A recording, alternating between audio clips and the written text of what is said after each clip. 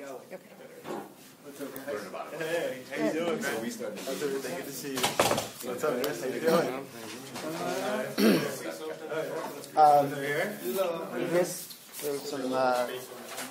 some paper for you. Fill in the blanks and multiple choice.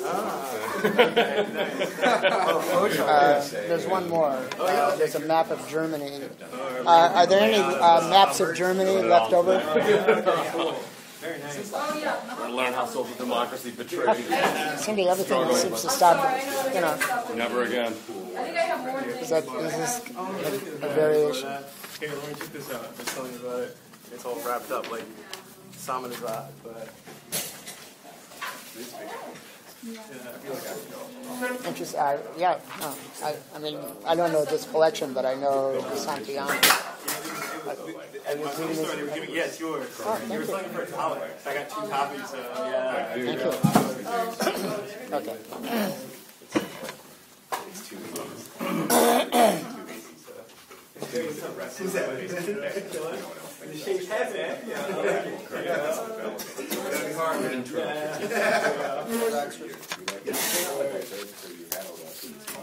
Okay, why don't we get started?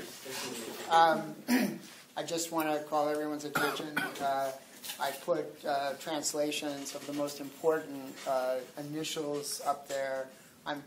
As I talk, I'm generally going to use the initials, but just so everybody knows what they refer to. I don't know if we're going to really get to the Nazi seizure of power. If we do, it'll be at the end and rather schematically. But I just wanted to call your attention to the fact that Nazi in German comes from National Socialist German Workers' Party.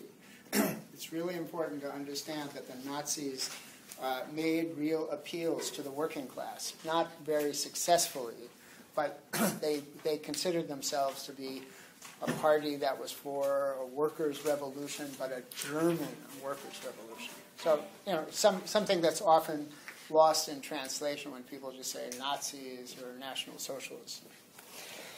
Okay.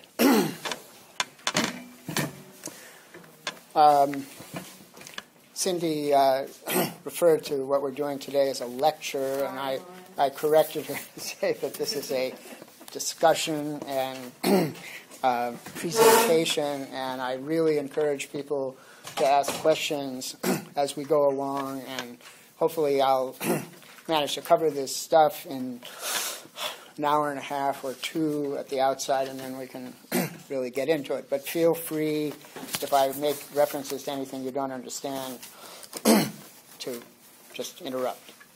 Okay, the first thing, very generally, I made a map of Germany because some people may not be familiar with where all these different cities are. Now, as I said when I was handing it out, it's unfortunately in Spanish, but I think most people can get, most of the spellings are pretty much the same. You notice, for example, that about about 1/5 is now part of Poland, and before that it was, it's essentially, it's been part of Poland since Poland reappeared on the map after World War I. And then over here is an even more, this is, I believe, still part of Russia, this area here.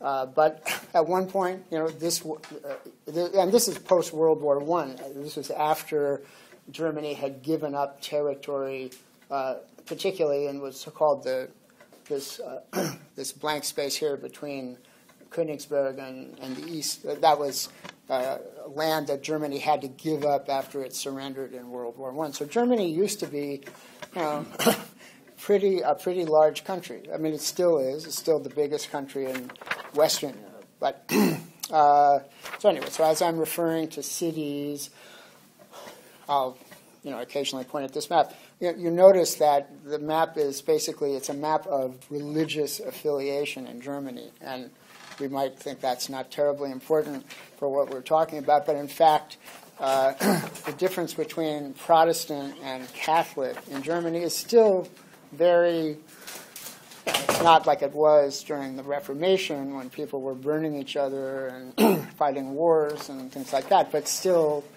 there are areas that are very culturally Catholic and culturally Protestant. We have some material here. So there's a map, there's organizations, and are there any copies left of the sheet about affiliation, membership, things like that? I mean, I made 15. So you have one more? So, okay. So let me just say a few sort of words of background. One thing I wanted to mention, for those of you who might find all this discussion of the teens and the 20s to be somewhat ancient history, several points. First of all,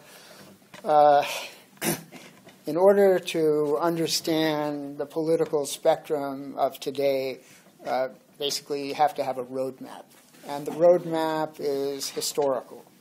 It's based on things that happened, in some cases, a long time ago, like Stalinism, for example. I mean, there aren't too many people today in the world who call themselves Stalinists, but there are plenty of people who are Stalinists, in my opinion, and to understand how that all came about, you have to understand where Stalin came from. So it's come up in discussions before that people, it's kind of a blur when, what is the Spartacist League and what is the RCP and what are all these different Maoist and Trotskyist groups and what are these anarchist groups and so on. And they generally tend to have historical affiliation. So that's one important reason to sort of understand this background. The second thing is I wanted to point out some very interesting parallels between Germany in the period we're talking about and China today. And this is not just something I made up. Excuse me? In China, in various think tanks, all kinds of people are studying exactly the stuff we're studying and earlier German history in order to understand better what parallels and differences there are, because Germany 120 years ago was a rising power challenging the power of France, England, and the United States, and today China is a rising power challenging the power of the United States. And the parallels continue. That China is full of, I don't know exactly how many, but probably 200 million workers, and who become more and more active and combative. And in the same way, since we talked about the theory of permanent revolution before, in the same way that Germany was the weak link of the world capitalist system, above all in 1848, Russia was the weak link in 1905 and 1917. I would say one could argue that China is the weak link today. That is, it's a place where capitalism is really emerging very powerfully, and at the same time, the country has to adapt itself to its new role in the world market. We can talk about this towards the end, because to me it's one of the most important aspects of why this stuff is really still alive as historical questions. Okay, now I just want to go into a little background about German history in order to make clearer what an unusual country it was in the period we're talking about. Now, I didn't make a map of Europe as a whole, but with imagination we can conjure it up. Germany started, as you'll see in a minute, German history was a series of disasters and misfortunes. It was one of the reasons that kind of shaped it.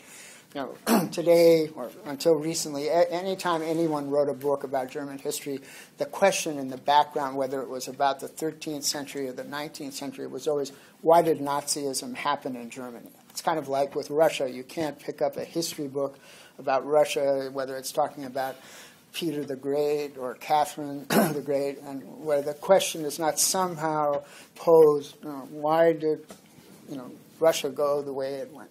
Well, but one of the answers to that question is that, first of all, Germany's geographical location. It's right in the middle of Europe, and it has no real natural boundaries of defense. So armies from other countries were rolling over Germany all the time. But back before, before the Reformation, before the rise of Protestantism, which was in some sense the beginning of a kind of bourgeois revolution in Germany, Germany was one of the richest parts of Europe. This was before the North Atlantic became important, before the Spanish and Portuguese and other voyages that developed slave trade and shifted the whole balance of the European economy away from the center. And the real center was between Germany and Italy, and trade was going north and south. By the 17th century, that Germany had become something of a backwater. And, in fact, so had Italy, because then France and Britain and the North Atlantic kind of replaced them. So that's the first bad thing that happened to Germany. Then in 1525, or in the early 1520s, the Protestant Reformation took off. And the Protestant Reformation struck a real chord in Germany, probably more than anywhere else. Martin Luther and his famous 95 Theses, and the way in which large parts of the German population rallied to Luther, for all kinds of reasons. It generally didn't have that much to do with religion as such, but people were just sick of being exploited by the Catholic Church and having to pay tithes and having to pay for births and funerals and having to have everything mediated through a priest who spoke Latin. One of the most important things Luther did was translate the Bible into German so people could really know what it was about.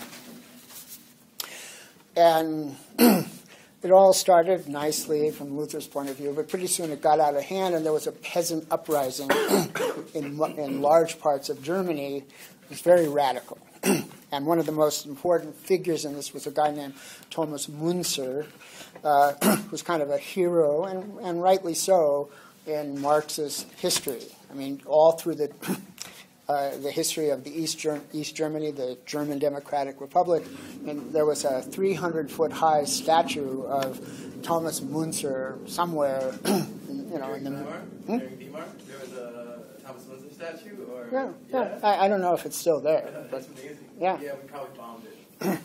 Right. Right.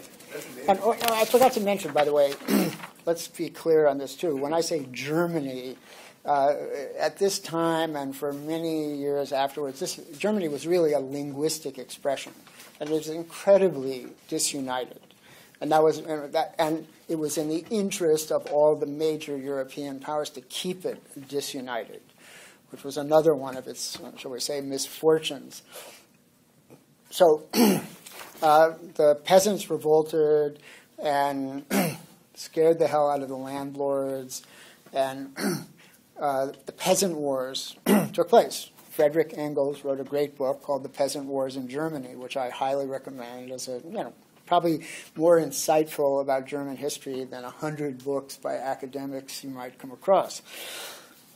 And the forces opposed, the peasants, of course, were poorly armed. They had no military training. They had pitchforks and staves and things like that, and they were opposed by the knights. They greatly outnumbered the knights. But to show the limits of the kind of revolutionary ideology, Marx and Engels said Müntzer was a communist who came 300 years before his time. At the key moments in battles, the peasants would stop and wait for a sign from heaven telling them what to do next, and then they would be slaughtered by the knights. So in a relatively short time, all of the peasant uprisings were put down. And the result was, and for hundreds of years, this kind of conservative, very servile ideology that survived in the German peasantry that made it rather different from some other peasantries that actually rose up and won, like in France or earlier in England. Okay, the next misfortune was something called the 30 Years' War, which was fought from 1618 to 1648. And as I said, Germany was completely disunited at this time, and most of the different small kingdoms and so on were not directly involved in the war. It was just that because of this problem of no natural boundaries, the war was completely fought on German soil for 30 years with plundering, looting, Catholic, oh, and by the way, this, of course, was a Reformation war, Catholic armies against Protestant armies, huge battles. And at that time, not that it's changed so much, but at that time, soldiers didn't really get paid. They just looted. So the winning side tended to just cart off all the crops and anything else of value in the areas that were captured. This went on for 30 years, and when it ended, 1/3 of the population of Germany had been killed or had died from plagues and so on. So that was what really finished off Germany as an economic power for the German area for 200 years. It was just recovering. There were totally abandoned small towns and villages, wolves running in the street. I mean, it was just absolute desolation after, it was truly the four horsemen of the apocalypse. So the next thing that happened was the French Revolution. That was in 1789, and 10 years later, Napoleon took power and conquered all of Germany and extended into Russia. And that is an interesting episode because, in fact, Napoleon, it was kind of like when the Red Army moved into Eastern Europe in 1945. In spite of being Stalinists and everything else you care to mention, they carried out serious land reform. And Napoleon did something of the same thing. I mean, Napoleon, actually in Western Germany, which was always in the cultural sphere of France, Napoleon is remembered rather favorably because he broke the power of some of the old feudal landlord classes. And that power was never really completely restored. But when Napoleon was finally defeated, Germany and Central Europe sank into a period of deep reaction, which lasted for over 30 years, from 1815 to 1848, so it was about 25 years.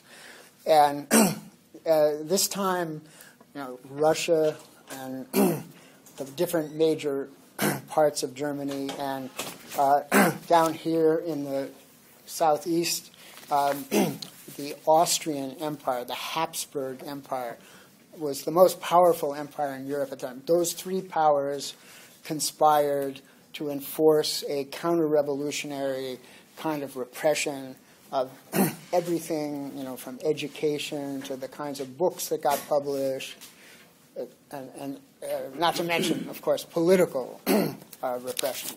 So there was this long winter that continued in the 1840s. That was finally broken by the next misfortune in German history, which was the Revolution of 1848. Now, one of the things I want to emphasize in this presentation is the way in which, what Marx and Marxists generally always wrote about Germany was that the bourgeoisie came too late. The bourgeois revolution had happened in England, it had happened in France, but when the German bourgeoisie, which was never terribly courageous, was ready to really try to get political power, the German economy had already created a significant working class, or let's just say a wage labor class in cities and towns that could challenge it from the left. And that's what happened in 1848. That suddenly, it starts out with the usual liberal phrases, but soon red flags were appearing in demonstrations, confrontations, and as Engels points out in another very good book that I recommend called Revolution and Counter-Revolution in Germany, those two books will give you an excellent overview of the whole development of German history. The bourgeoisie recoiled and basically sort of started to make peace with the status quo. And that time, the most important part of the status quo was the Emperor of Prussia. Prussia being this large eastern area of Germany that had a very large Junker class, Junker. Those were feudal landlords. By that time, of course, agriculture had been partially capitalized. They were producing for the world market, but still the kind of social structure and relations and mores, that cultural ambience was still very feudal. And so those three powers, it was actually called the Tripartite Alliance, the Holy Alliance, Russia, Prussia, and Austria, maintaining a stranglehold on all of European politics. There was a liberal uprising in Spain in 1832, and French armies invaded to put it down under the pressure of the Holy Alliance. That's how totally they had the situation locked up. Okay, so you see that Germany really had a problem having a real bourgeois revolution, even as it became capitalist. So the next disaster was the unification of the country. That was carried out by Bismarck.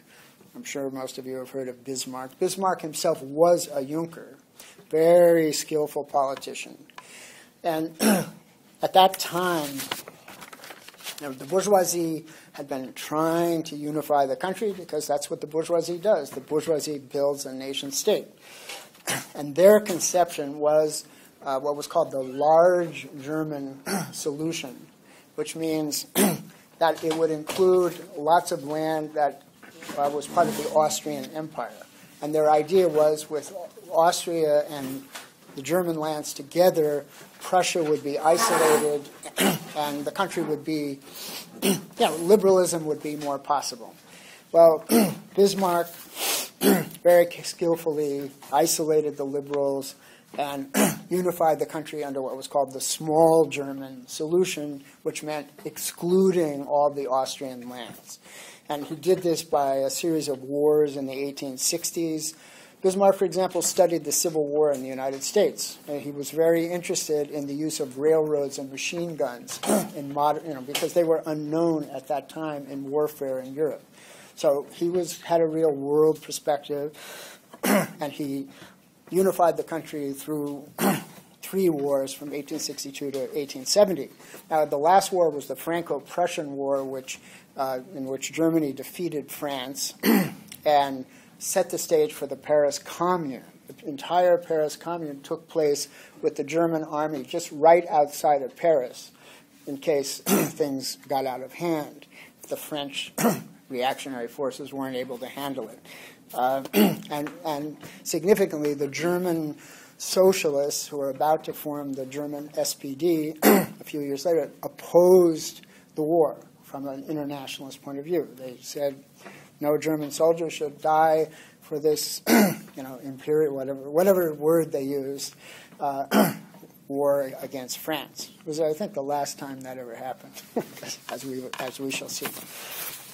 Okay, so again and again, what could be called the progressive bourgeois forces were stopped in their tracks, defeated, stymied, and so on. And so Germany emerged as a capitalist power, but without a real bourgeois democracy. It was an extremely authoritarian modern country with the Junker class sharing power with and really dominating politically the bourgeoisie.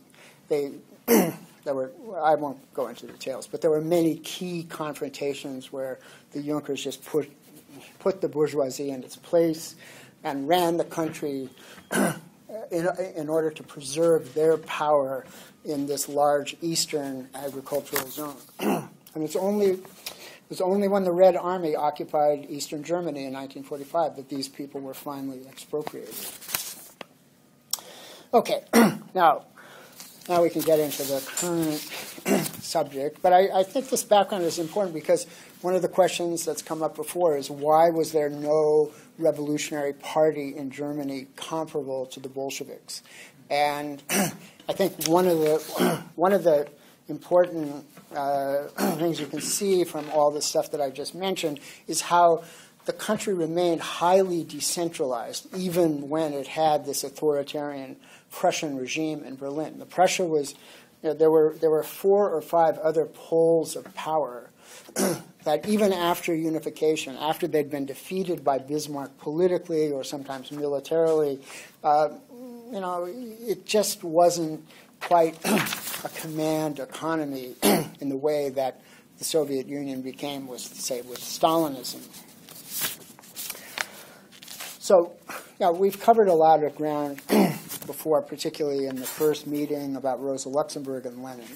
And so I'm not going to go over all of that again, of course, drive everybody crazy. But I do want to mention just a couple of things to keep in mind. One of the things that makes Germany so interesting, even today, today Germany is China's #1 industrial trading partner. As I said, Chinese academics and advisors are studying the German case, not just historically, but also today, because, for example, Germany after World War II introduced a very modernized set of labor relations in which they allowed, I think it's right in the Constitution, allowed for works councils in factories, not workers' councils, not Soviets running the factories, but works councils, which mean that the workers get some seats on the board of directors and sort of have some say. Some factories, for example, that would have been moved to lower wage countries stayed in Germany because of the pressure of these works councils. It's a murky situation, and I'm not meaning to imply that Germany, workers in Germany they certainly have more power than in the United States, and so China is very interested, for example, with all the labor unrest that they've got. Well, maybe we should have some work councils. Maybe we should make workers co-responsible for managing what's going on. So, but getting back to why is Germany so important and why was it so important? In some sense, all the ideologies of the 20th century came out of Germany. Communism, Marx, fascism, which the forces that led to the Nazi seizure of power. I mean, there were ideologies in other countries as well. That Mussolini took power 11 years before Hitler, but nonetheless, Germany really put fascism on the map globally. The welfare state, Bismarck was a pioneer of the welfare state, starting in the 1880s. It kind of, the rising socialist movement, all these militant workers, this is getting out of hand. He created old age insurance, health insurance, and other kinds of benefits that we associate with the modern, the quickly disappearing modern capitalist state. These were innovated by Bismarck. Corporatism, that is, there's a different kind of idea that workers and peasants and capitalists together should manage society in some way. It was also pretty much a German creation. So, I thought it was Mussolini that actually came up with corporatism, like in his doctrine. He may have been the first one, to use it, but there are German predecessors. There are predecessors elsewhere too. I mean, the Catholic Church was really into corporatism long before there ever was any real corporatism. But Germany had, this, what's his name, Lassalle, who we talked about last week or the week before. I mean, he was essentially a corporatist. He wanted, to him, socialism meant all workers having cooperatives, and revolution wasn't even really necessary to bring that about. Okay, so just to hit the highlights of a couple of things we've talked about before. The Second International was international. The First International collapsed in the 1870s because of the Marx anarchism confrontation. The Second International was founded in 1889, and by the early 1900s, there were large parties calling themselves socialist in Germany, the SPD, France, French Socialist Party, the British Labour Party, which got going in 1906. These were all parts of this Second International. But one thing, and this is very important, the Second International was nothing like the Third International. There was, even with the prestige of Germany, which, after all, that's where all this Marxist theory came from. Karl Kautsky was viewed as kind of the Pope of Marxism at this time. I mean, he really kind of ruled about what was acceptable and what was orthodox and what wasn't. The idea of the German party telling the French party what to do, or imposing discipline on some other foreign party for its own political purposes, as the communist government in Russia did starting in the 1920s, this is unthinkable. It was a much looser association. Now, Bismarck fell in 1890. He'd been in power for over 30 years, and he fell essentially because people at the top of the German government saw that the working class was getting out of control, and Bismarck had banned the socialists, anti-socialist laws in 1878 for 12 years. It wasn't quite, they weren't wiped off the map. They were still allowed to participate in elections, things like that, but they were highly restricted in terms of meetings, publications. They were producing all kinds of books and pamphlets in Switzerland and smuggling them into the country. But by the time Bismarck fell, the SPD had become a major force in the German parliament. Not a majority by any means, but still, it was becoming the largest single party. And so they felt that Bismarck was getting old. They felt it was time for, new faces, kind of like bringing in Obama right after the crisis in 2008 or something like that. A facelift on the political class. We talked our first meeting about the revisionism debate. And this, again, is an important development that goes on through this whole period. The rise of people who are saying, this Marxist stuff, let's forget about it. It's just too apocalyptic. It's, it's always talking about the final crisis of capitalism, and we see the German working class is living better every year, and what crisis? And and this was articulated by several leading party figures, and they were very heavily put down by Rosa Luxemburg and also by Kautsky. Kautsky was the keeper of orthodoxy. But what was developing, and I want to go into this a little more, what was developing was essentially three different currents in the German working class movement. There was the left, Rosa Luxemburg. Her pamphlet, The Mass Strike, expressed probably better than anything else I could think of, the way in which party apparatuses, she never says they're not necessary, but she does say that they do not declare mass movements, and they do not bring them into existence. They can intervene in them, guide them, and so on, but, as she puts it, the mistakes of a genuine mass movement in motion are better than the wisest decisions of the most intelligent central committee. This is what really got Lenin and the Bolsheviks all worked up and, starting to attack Rosa as a spontaneous and so on. Then there was the center that was headed by Kautsky, the orthodoxy, and Luxemburg and Kautsky began to fall out around 1910. And that was at that point that, well, let me just talk about what was happening on the right. The right was centered in the trade union bureaucracy. And even though at every party Congress, the left and the Kautsky Center always won the debates, voting for, we're Orthodox Marxists, we believe in socialism, we believe in revolution. In reality, in the daily practice of the SPD, the conservatism of the trade union bureaucrats was getting more and more influential.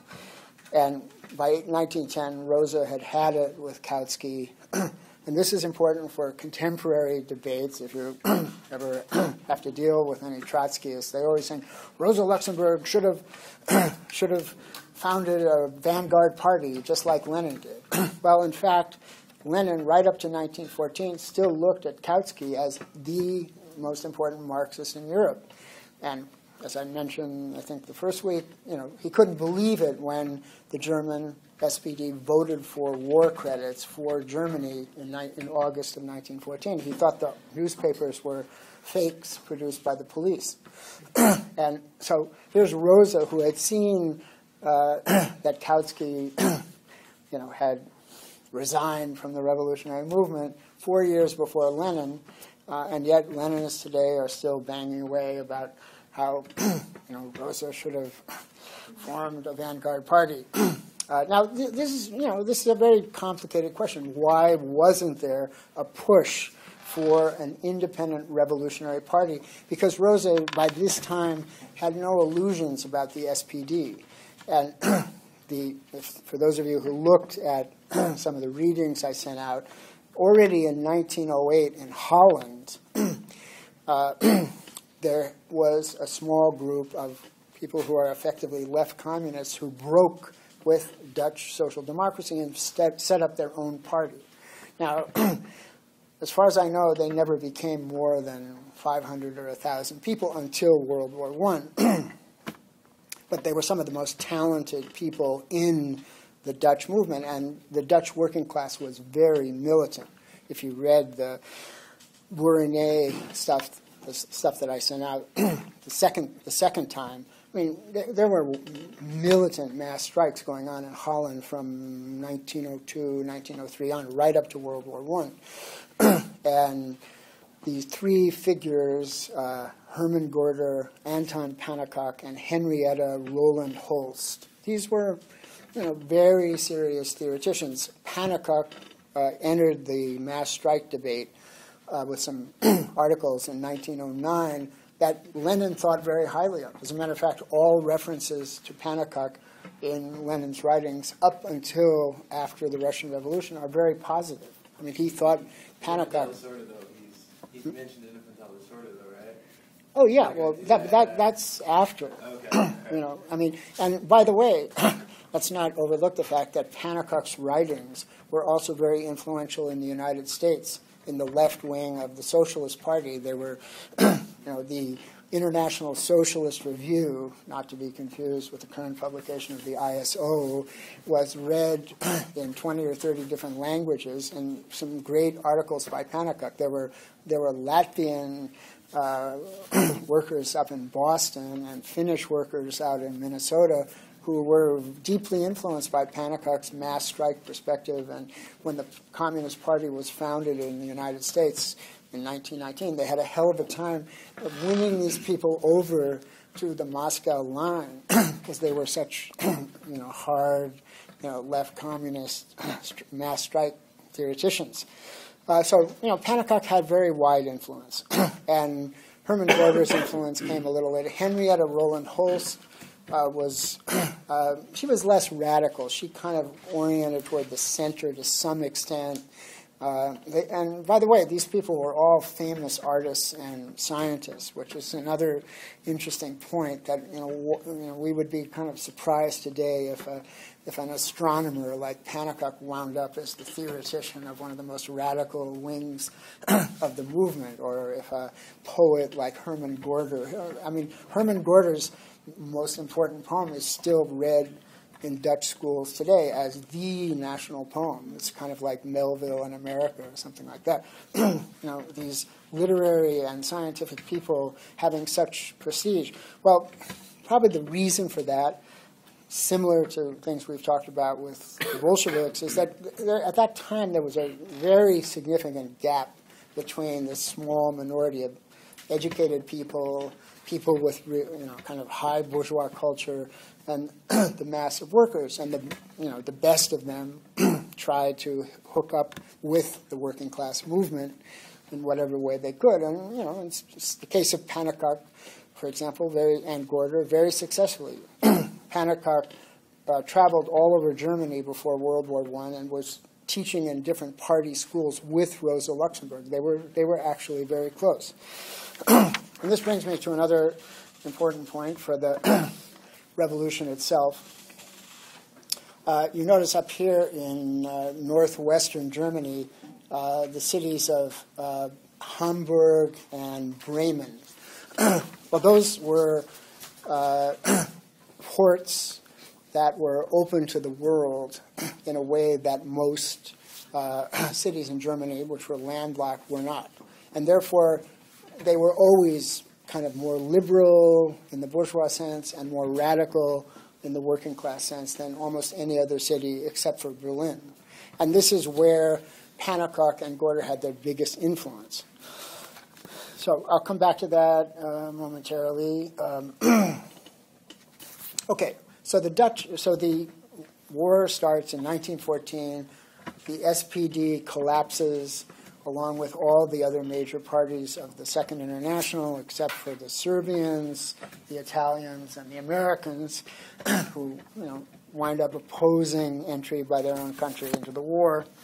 Another significant episode is the mass demonstrations. This is just something that should indicate the limits of mass demonstrations all over Europe against the war in the last days of July 1914. And Rosa Luxemburg was on the platform in front of 200,000 or 300,000 people, I believe, in Brussels, probably in Brussels, and she fainted on the platform. And she said, I know that in 2 or 3 days all of these countries are going to vote to enter the war on the side of their bourgeoisie, and that most of these people will go along with it. And there's another thing, not to get off too many tangents, but people in 1914 had no idea what modern warfare was about. The only really modern wars had been the U.S. Civil War and the very brief Franco-Prussian War in 1870, which lasted a couple of months. And no one imagined the firepower of modern artillery, the use of machine guns. Airplanes had not yet really begun to be used for military purposes, but it was just, there was a kind of there was a festive atmosphere all over Europe. People were just kind of bored by bourgeois society. And when the war was declared, everyone just thought it was a great adventure. Almost everyone imagined that the war would be over by Christmas time. This is in August. And, for example, the French army marched off to the front against the German army with the officers wearing extremely colorful uniforms with big feathers and on horseback with sabers. It was just this kind of unreality about what was about to happen. And what did actually happen, as you know, was this meat grinder of 4 years in which 50,000 people would be killed and captured 2 miles of the front. And then the next day, the other army would charge back and recapture that, and another 50,000 people would be killed. And this just went on and on. The front essentially ran from all along the border of Germany, from Belgium down to Switzerland. And then, of course, there was further fighting in the east, but not so much trench warfare. So the populations and the political parties were just totally unprepared for what happened. And as we discussed the first meeting, these little minorities of people, Rosa Luxemburg, Lenin, the Dutch, Council Communists, a few people in France, a few people in Britain, kept their heads, opposed the war, but they would risk their lives going out into these celebrating crowds to try to agitate against the war. Now, this changed over time. You may have heard some bourgeois liberal professor say, well, World War I showed that nationalism is much more powerful than Marxism. Look what happened in August 1914. Well, just look what happened a few years later as the reality of the slaughter and the meaninglessness of the slaughter, had really set in. I mean, I'll just highlight a couple of episodes that sort of show that. Starting in late 1916, for example, the German army mutinied, Navy mutinied up here in Kiel, which was the main port from which the German Navy never was anything nearly as powerful as the British Navy, but some bright-eyed admiral decided to send the whole fleet out to fight the British Navy, which was blockading the country relatively late in the war, and the sailors mutinied and took over all the ships and took over Kiel, and this was a real warning shot to all the to everybody who was watching what was going on. In early 1917, a French general named Neuville decided to launch an offensive on the Western Front, where everything was bogged down. And it was such a slaughter that, again, there was a massive mutiny, and special divisions of the French army had to be brought in from all over the place to put it down. And the repression was so great that to this day, the government archives on what happened in that mutiny have never been opened. You cannot see; no one can see them except maybe some, high, somebody with high connections in the military. So, more and more, the peace, the social peace that had been established at the beginning was breaking down all over the place, and that's when these different forces go into motion. Okay, I mentioned briefly the Dutch left, and the Dutch left is kind of a misnomer. It's really the German Dutch left with this great influence that Pannekoek, Gorder, and others had up here in these very militant Northwest working class areas. The Russian Revolution, just the February Revolution when the Tsar was overthrown, was another thing that radicalized the situation.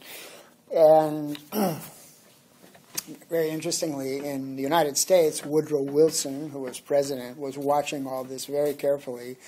And the famous 14 points that you probably heard about in a high school civic class or something like that, they were issued as a direct response to the Bolshevik Revolution because Wilson realized that it was a war of propaganda between the bourgeois Western powers and the new Russian Revolution that had just taken power. So there's a big whole geopolitical element to it. The United States Army intervened in the war in the spring of 1917 and began to turn the tide. And this is also important for understanding the revolution and what happened.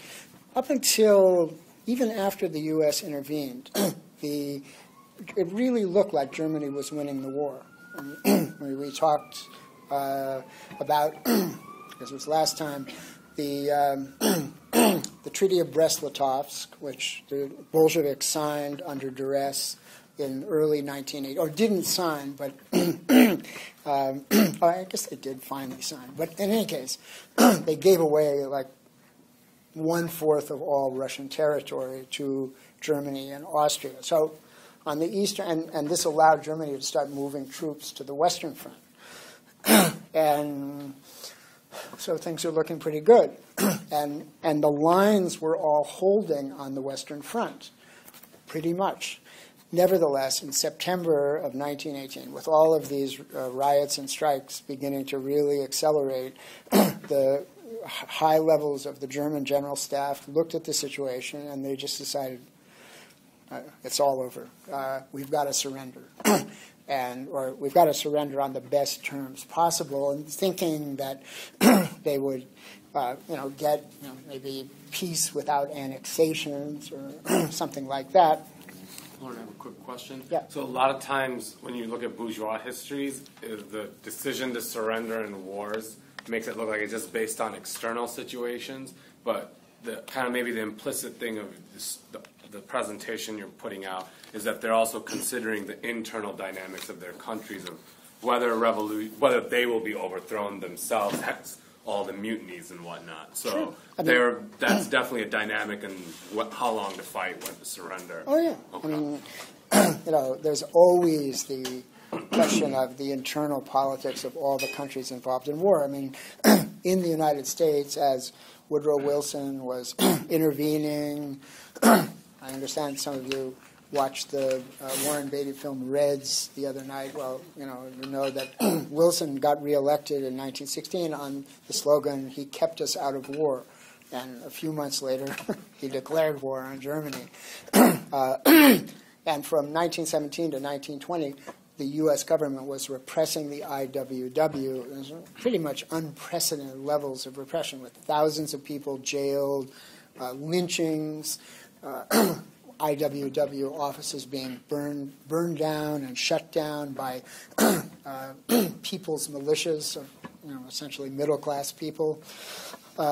So there was a very acute awareness of the explosive nature of the internal situation in the United States as the U.S. entered the war, because there was a lot of opposition to the war as well, and the British and the Americans, above all, were watching the situation in Germany very carefully. I mean, because they knew about there were strikes going on in Britain as well, and they knew that the German working class had these militant traditions, and that after the war anything could happen. As a matter of fact, Germany was blockaded. Germany was under blockade during the war. The blockade was maintained for a year or two after the war ended. Why? Because they were controlling food shipments to keep revolution under control. And where people, hungry, starving people tend to go into the streets and make revolutions. And in Austria, the monarchy had been overthrown exactly for that reason. In Hungary, there was a revolution. They didn't actually take power until 1919, but the Allies knew, the Allies being France, the United States, and Britain, they knew that they had to deal with the internal situation in all these countries that were in the process of surrendering, because they saw what happened in Russia. Okay, so now we get into some very complicated stuff, and I'm not going to. I haven't really thought too much about the German Revolution for a very long time until people expressed interest in talking about it here. But I spent a lot of time over the last week kind of reviewing and putting together this stuff, and looking at it, to me, it really, at some level, appears as kind of a blur. So I'm sure those of you who are hearing about it for the first time or reading about it for the first time also are experiencing it as something of a blur. I sent out 2 books to everybody who was on the list. And by the way, anyone who didn't get the notices, please talk to me afterwards so I can put you on the list for further emailings. But the book by Jean Barrault, which was Dauvet's pseudonym back in the 1970s, by Jean Barrault and Denis Autier on the the German Communist left, is a good source. I'll talk about it a little later. I have my doubts about some of it. Some of the people I know in Paris really hate that book for what might appear to be sectarian reasons. But the second book I sent out by Philippe Bourinet on the, what is it called? I think it's called the German and Dutch Communist Left, I think is more reliable. But I'll get to that. Those are X, Y, and Z kinds of considerations. Let me just try to touch on the A, B, and C. Yeah. Anybody?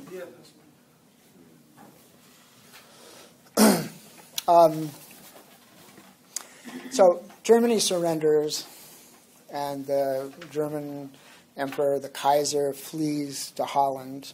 And crowds pour into the downtown areas of all the major cities, and above all Berlin. I think I mentioned the first week that just to show where the working class was politically and in terms of consciousness, with 1 million people on the main downtown square of Berlin on the day the Kaiser left, at one end were the Social Democrats who were getting ready to crush the revolution by arms, if necessary, proclaiming the German Republic. And at the other end were Rosa Luxemburg and Karl Liebknecht, the two best-known anti-war agitators who had spent most of the war in jail, announcing the creation of the German Soviet Republic, and there were wild cheers at both ends of the square. There was a lot of confusion about what was going on, and the way in which Germany had collapsed, even though there's no question that in their personal communications that top German commanders had said, hey, this is all over, this legend arose that became known as the stab-in-the-back legend, that Germany was winning the war and that it was the Jews and the socialists who had knifed the whole thing. And this persisted. This was a major myth in the rise of Nazism. So crowds pour into the downtown areas of main cities, and all over Germany there are workers, soldiers, and sailors' councils. And red flags flying everywhere, and the army just being essentially demobilized on both fronts. And but it's important not to fetishize these councils, because a lot of them were not revolutionary. And this became clear in the course of the events from 1918 onward, that just because people set up Soviets and workers' councils doesn't necessarily mean that they're ready to have a communist revolution. And this was one of the problems that Rosa Luxemburg and Liebknecht had in dealing with the situation. They were not totally aware of this, because it was dazzling. Here's the German Kaiser who had ruled the dynasty that had ruled for 350 years, packing up and leaving town. Now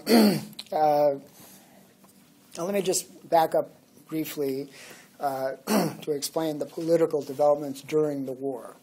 If you looked at either one of those books or the short article by Bourinet on the German Communist Left, we know the broad outlines that during the war, the anti-war sentiment in the Social Democratic Party became quite significant. And in early 1917, a large minority was booted out of the party for disloyalty to the war effort. And they founded this USPD, the Independent Social Democratic Party of Germany. I'll just refer to it from now on as USPD. And these included Kautsky and Bernstein, who was the theoretician of revisionism. All the center politicians left with the USPD, as did Rosa and Liebknecht and other leaders of the hard left. But very quickly it was obvious that they were incompatible, and within a year, shortly before the war had ended, the the left constituted itself as the Spartacus Bund, the Spartacus League, but I'll call it the Spartacus Bund to avoid confusion with the contemporary Spartacus League.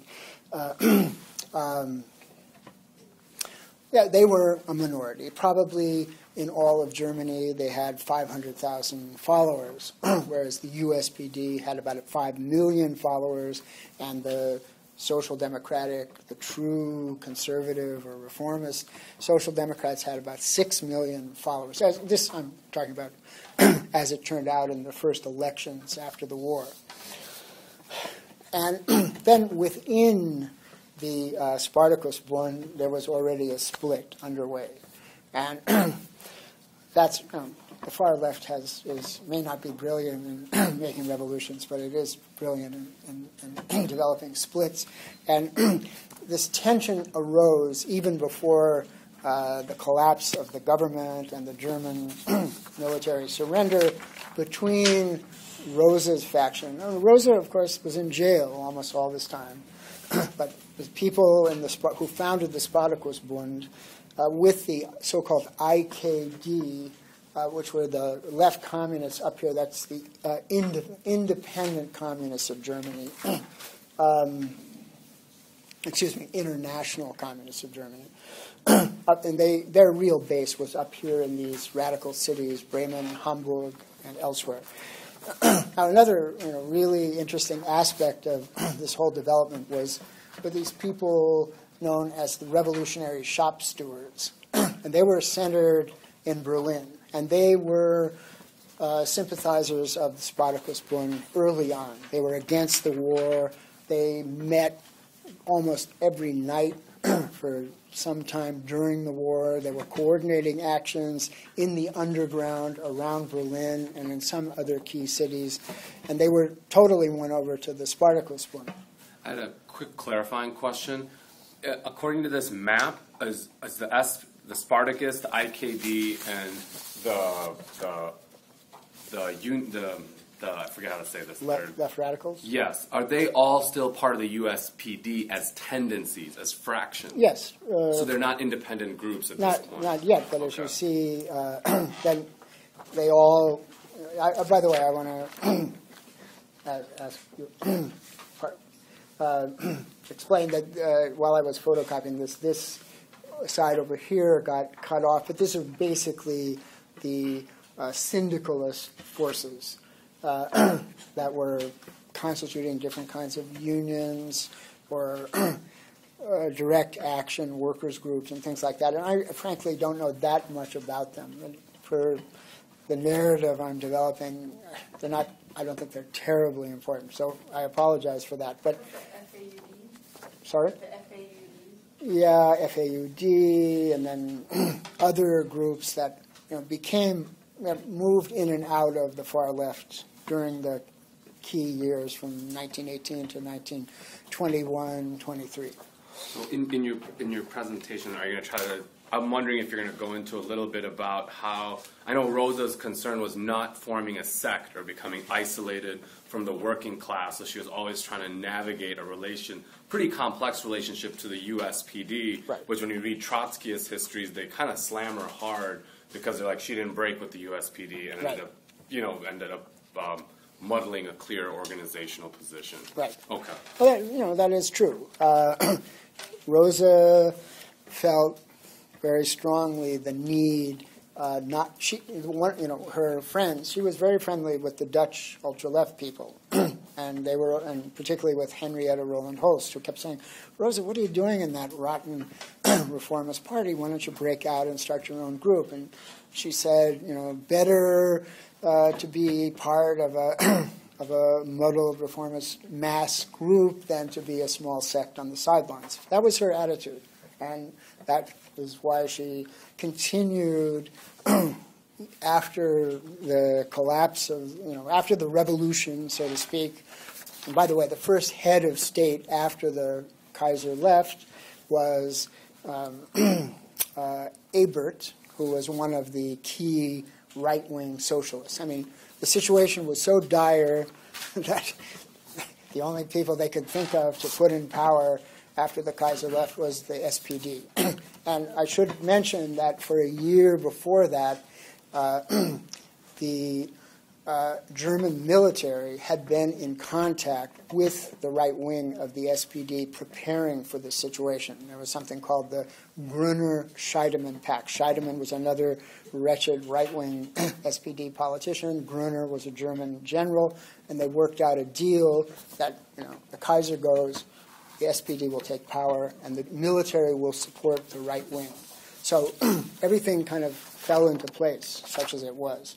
The IKD, it's a split from the Spartacus?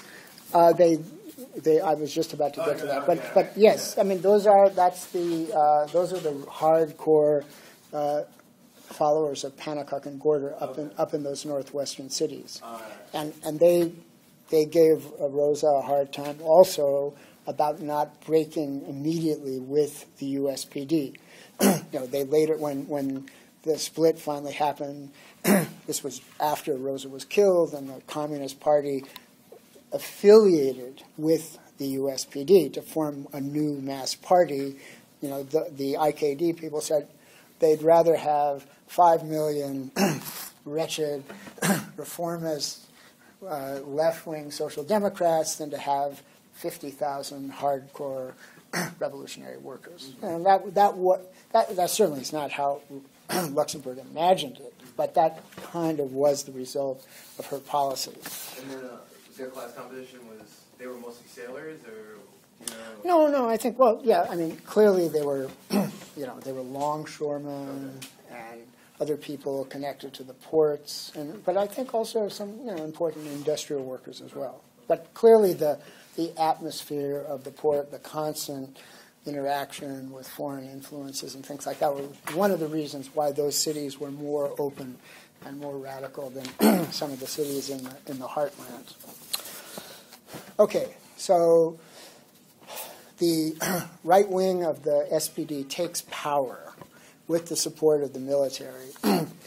And given that it's a revolutionary or a proto-revolutionary situation, they had to move very carefully, because here are all these people out in the streets waving red flags and talking about the establishment of a German Soviet republic. And so very quickly, I put these two guys, the villains of the piece, Gustav Noske and Friedrich Ebert, who I just mentioned. Ebert is now the head of state. Noske is key in mobilizing this group called the Freikorps. Freikorps just were, it's kind of like the French Foreign Legion. I mean, these were people who had spent the entire war in the trenches, very battle-hardened, very reactionary, and they were pulled off of the fronts fighting against the Bolsheviks and the worker uprisings that were going on in Finland and in the Baltic countries and in the western part of Russia. And there's a really remarkable book, a bit long, a bit flavored by postmodernist language, but really remarkable, called Male Fantasies. I can't remember the author's name, but you can find it under that title. And this guy goes through the diaries and newspapers and somehow gets transcripts of the dreams of these Freikorps people. And it's filled with, just, of course, anti-Semitism, but that was the least of it. What they were really into was incredible misogyny.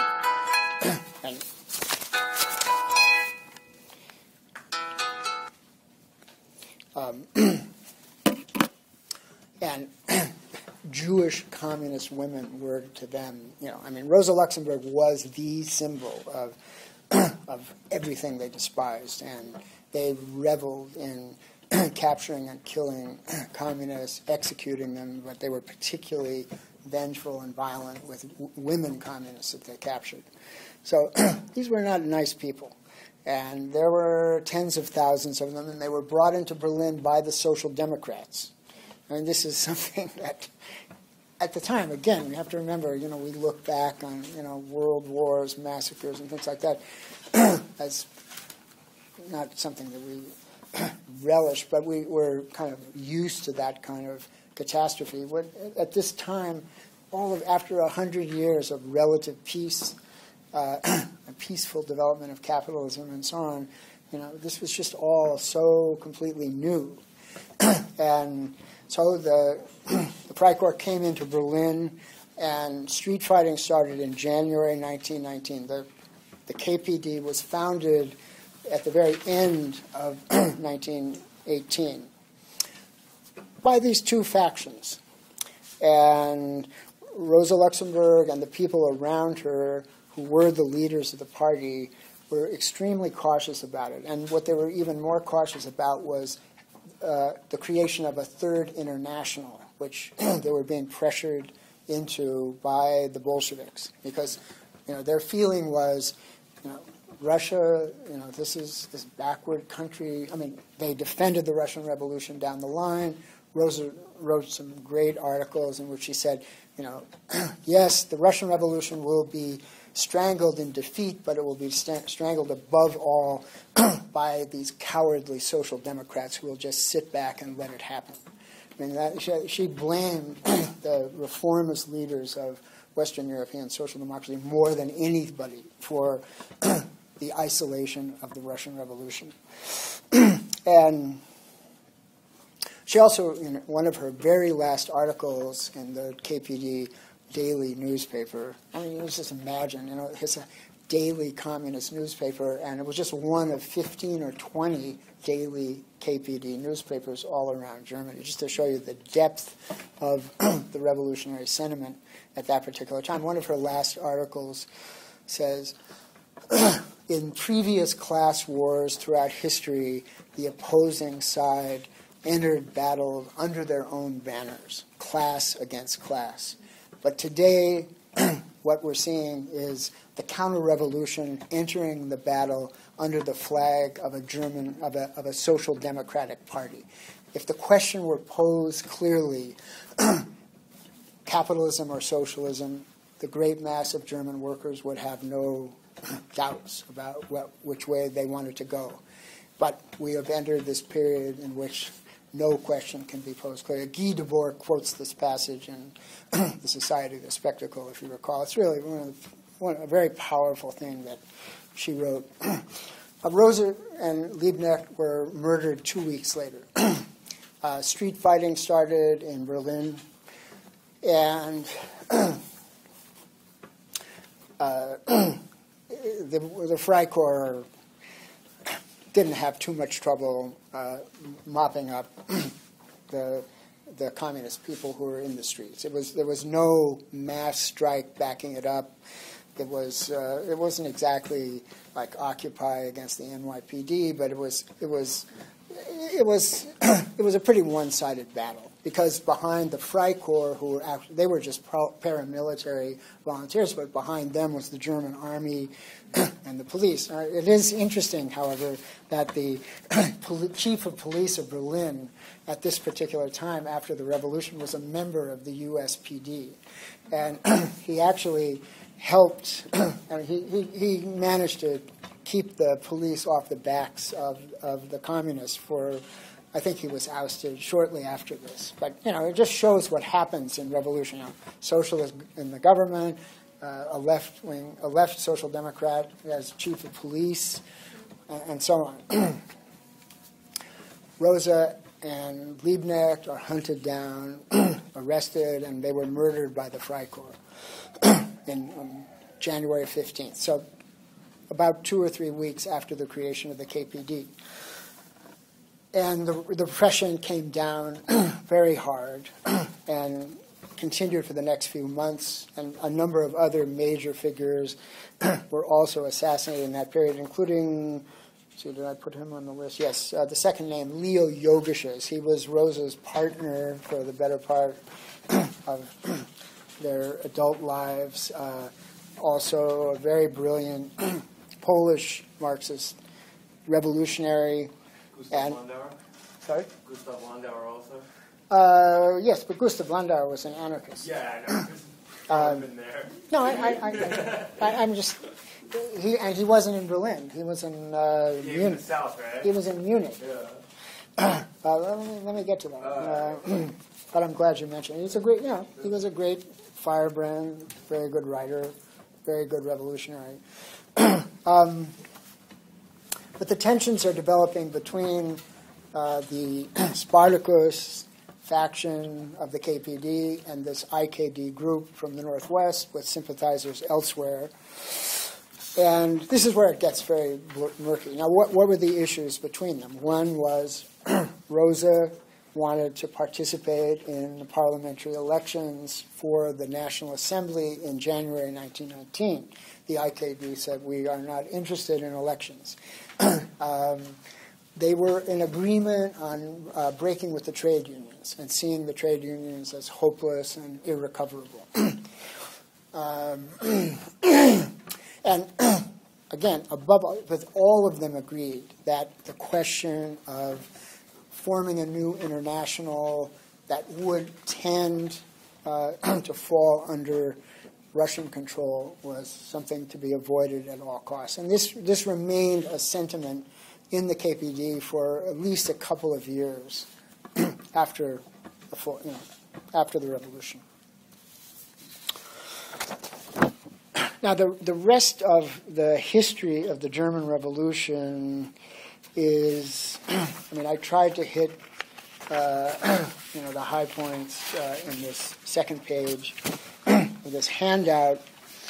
But like I say, it really becomes a blur. And what's probably most striking about it is that there's one revolutionary insurrection after another all over the country, but never coordinated.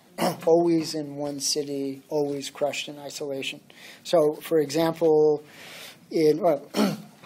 as Idris was just mentioning, the Bavarian Soviet Republic was declared in April of 1919 with a lot of very brilliant anarchists and communist leaders, Gustav Landauer, Erich Mühsam, and others proclaiming this Bavarian Soviet Republic. But notice, for example, that Munich is right in the middle of one of the most densely Catholic and therefore conservative, I shouldn't say therefore, and conservative areas of Germany. And, so it was kind of an extreme split between the city and the countryside. And within a week, the Bavarian Soviet Republic was isolated and crushed by, in this case, they didn't need to use paramilitary troops. I think they just, the army finished them off. Then in the spring of 1920, so this is now a year and a half after the revolution, the creation of the Communist Party, there's this very important event called the Kapp Putsch. Now, Kapp was some right-wing, K-A-P-P, some right-wing politician who was backed by a lot of these paramilitary elements as well as people in the army. And he staged a coup in Berlin and expected to, the whole country would follow. But in fact, what happened instead was a general strike throughout all of Germany. And this is significant because it shows that even though it was a question of bringing, basically what the result of the general strike was to bring back this wretched socialist, so-called socialist government, that the workers knew that these far-right elements behind Kapp were preparing a bloodbath against the working class, and the general strike was intended to stop that. Now, people have argued ever since about whether they should have pushed on for revolution or what exactly was expressed in that. But it was really the last time that there was a nationwide expression of working class hostility to the move to the right. One of the things I was talking briefly last week with Tom about this. It's just amazing how, I forgot to mention, this period from 1918 till Hitler took over in 1933 is referred to in German history as the Weimar Republic.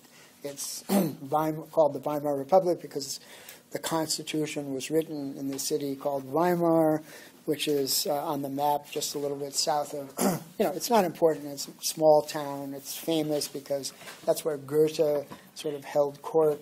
And it has a kind of cultural symbolism in Germany. But in the Weimar Republic, the entire judiciary remained the judiciary of the pre-1918 period, and therefore filled with judges who were monarchists and proto-fascists and so on, so that through this whole 15-year period, every time a right-wing, a cop, for example, I think he got 6 months in jail for trying to stage a coup.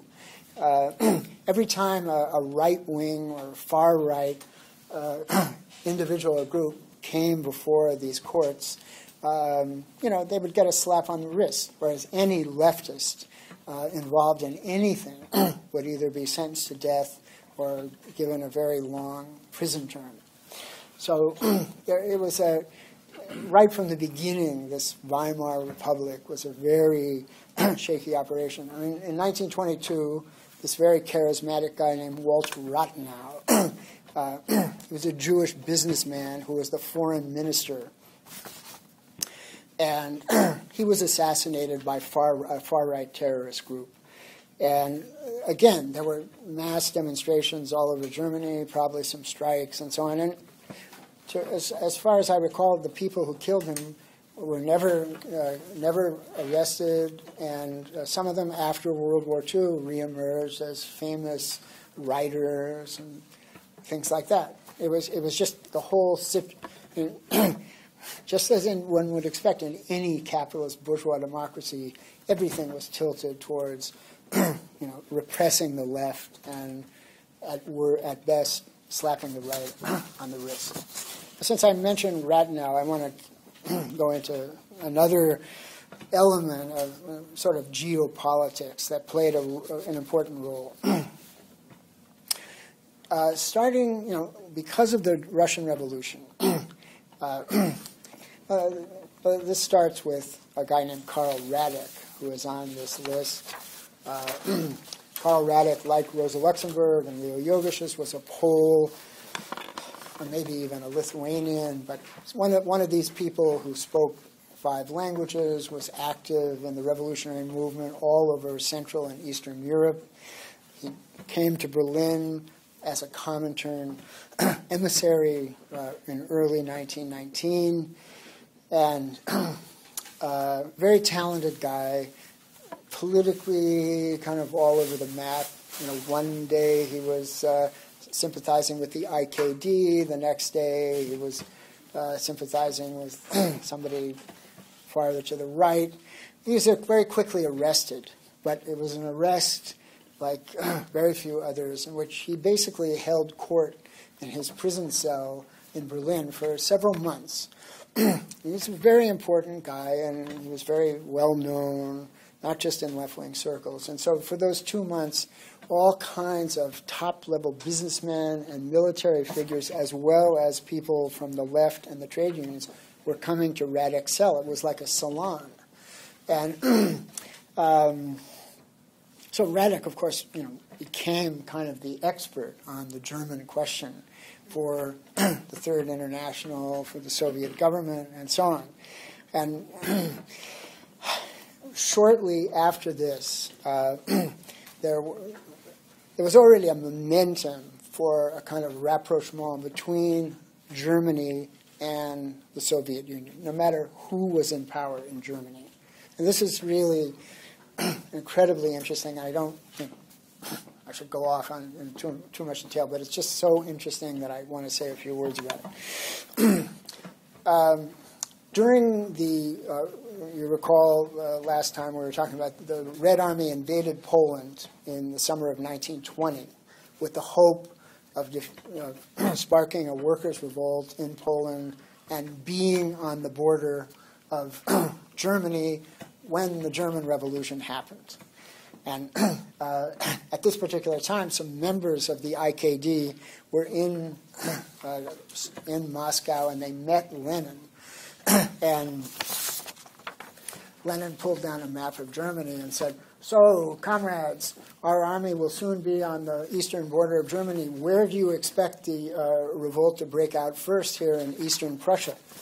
And they all just kind of looked at each other because it would be like saying, "Where do you expect the revolution to start in Mississippi and Louisiana next week?" It's the most conservative part of Germany. And this already gave the IKD people a certain sense that Lenin was a little out of touch with what was going on there. But the important thing is that as a result of of all this fighting that was going on, and not just on the Polish-German border, but also up here in the Baltic states, Lithuania, Latvia, Estonia, and in Finland, where there was a vicious civil war going on between the Reds and the Whites, which the Whites unfortunately won with help from the Western powers. The German army, the German high command, was coming into contact with the Red Army and the top levels of the Red Army. And there's a very murky history that goes from 1919 right up to the Stalin-Hitler Pact of 1939, that these ties were really never broken. Now, in 1920, Germany made its first steps towards a kind of diplomatic rapprochement with the Soviet Union, which already was a slap in the face of the Allies. The Allies had imposed this treaty called the Versailles Treaty on Germany in the spring of 1919, a very draconian treaty, just unbelievable reparations. I think it was calculated that Germany would finish paying these reparations in 1950. And the German army was restricted to 100,000 reservists. All kinds of cutting-edge factories and other equipment were shipped to the to France and Britain.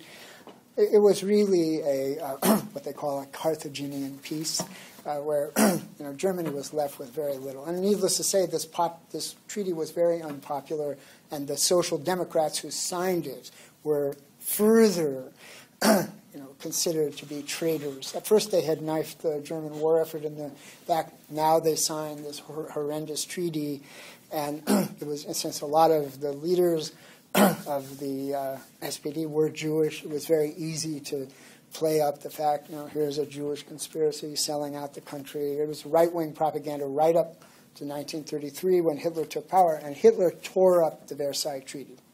And he agitated against it through all those 15 years, along with everybody else on the right and the far right. And most of those reparations were never paid. So Germany and Russia begin to have diplomatic feelers, and the first thing that happens is that German industrialists are allowed to build factories in the Soviet Union. This is in 1920, while the Civil War is still going on.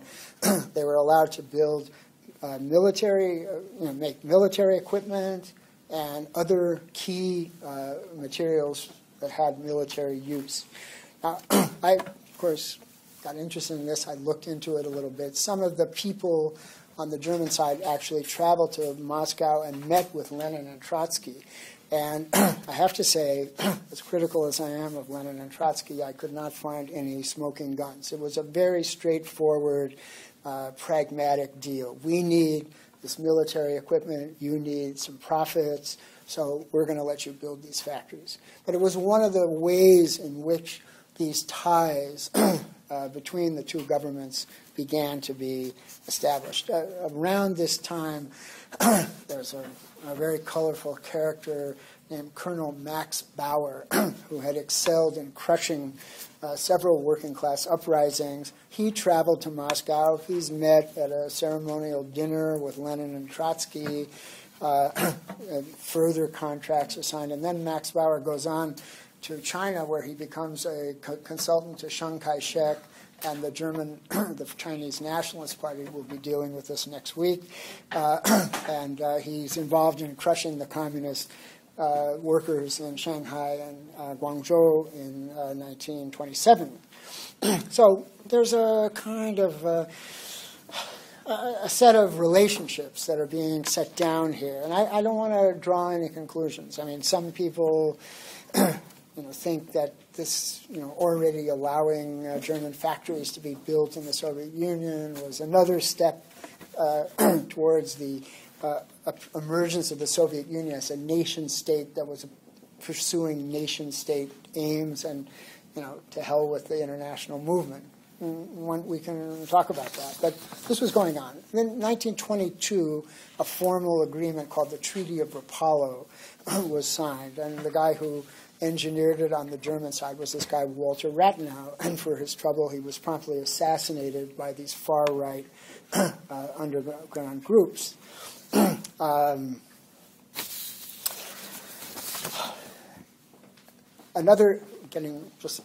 also is hard to keep a chronological narrative going because so much is going on all over the place. The Kapp Putsch happens in March of 1920. It fails because of this general strike. And in the Ruhr, which is the most industrial area of Germany, it's the true industrial heartland, if you want. There's an uprising that lasts for a week. And it results in the forming of what was known as the Red Army of the Ruhr, which was formed out of workers' militias. They even had a little air force. And they fought. Of course, the German army moved in very quickly. As I recall, it was yes. After the defeat of the Kapp Putsch, there was a social democrat who was concerned that the workers in the Ruhr area had never given in their weapons. They were still armed. And so there's some evidence that the initial incident that sparked, well, of course, the main incident was the Kapp Putsch, but this social democrat, he wanted the workers to rise up because he thought they would be isolated, and they were, and therefore they could be relatively easily defeated. But it was quite a battle. It was probably the most extended armed confrontation of the whole revolution, in which thousands of workers were killed during the repression and, of course, afterwards, after they were rounded up.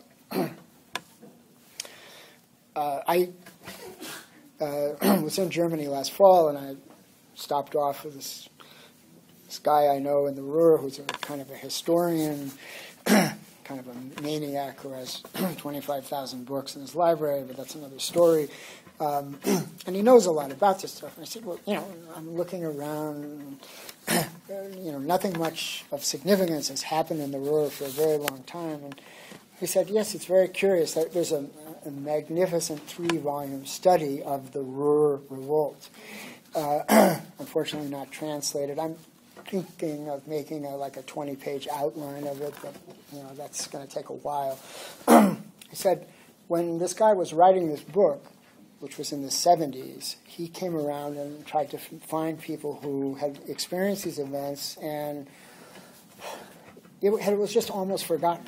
It was just like it never happened. He talked to people who had actually fought, and of course, a lot of the most class conscious and militant people had been killed, if not then, later, or during the Nazi period. But it was just like a historical amnesia, like you can't believe. Kind of, I guess, like Vietnam today in the United States, and one person in 100 could say 5 interesting things about what happened in Vietnam and why it happened and so on. That's a far-fetched analogy, but you get the idea. So the Ruhr uprising is crushed. And then after that, last week I mentioned the March Action, March 1921. Now again, this is in central Germany. This is basically down here south of Berlin in another industrial area where also the workers had not given up their weapons after the dust had settled in 1918, 1919, and both the Communist Party and the left communists, the KAPD, I'm sorry, I forgot to mention that in fall 1919, the KAPD as a majority, left the KPD, or I think may even have been expelled, and formed the KAPD, which lasted only a couple of years as really a mass party. And when I say mass party, it was maybe 50,000 people or 100,000 people. I'd like to have a left communist group in the United States with 50 or 100,000 members, but I mean, in Germany at that time, given all the other forces on the left and the right, it didn't have a lot of weight. But so they're both sorry. Tom has. No, he was talking. Oh, okay. This is the ideological leaders of the KPD. Can you list the ideological leaders of the KPD? Well, let's see. Pannekoek, definitely. Gorder. But there were, I think Pannekoek had been kicked out of Germany since he was a Dutch citizen. Yeah. Gorder was in Holland.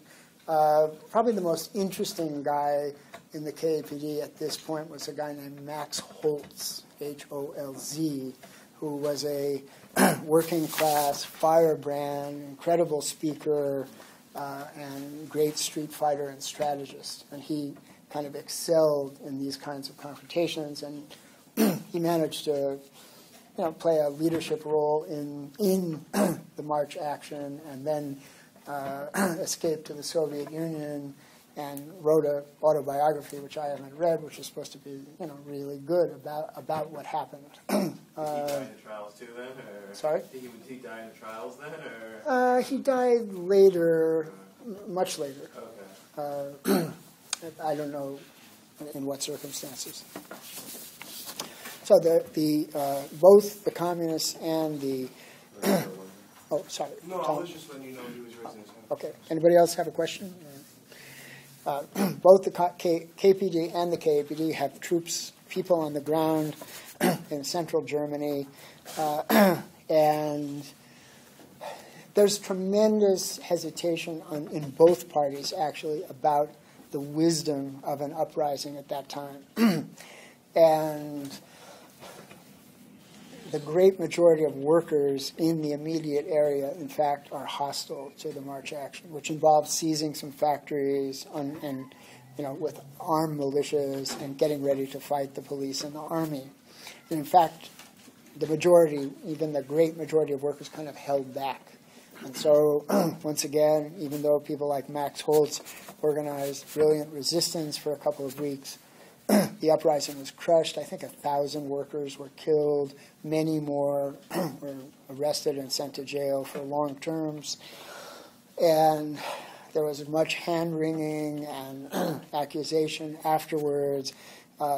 Interestingly, the head of the KPD, a guy named Paul Levy, who's mentioned, who was kind of a disciple of Rosa Luxemburg, but with none of Rosa's talents, he was opposed to the March action, but it was kind of out of his control, and he wrote a pamphlet called Against Putschism, and he published it before the March action, and for his troubles, he was expelled from the KPD.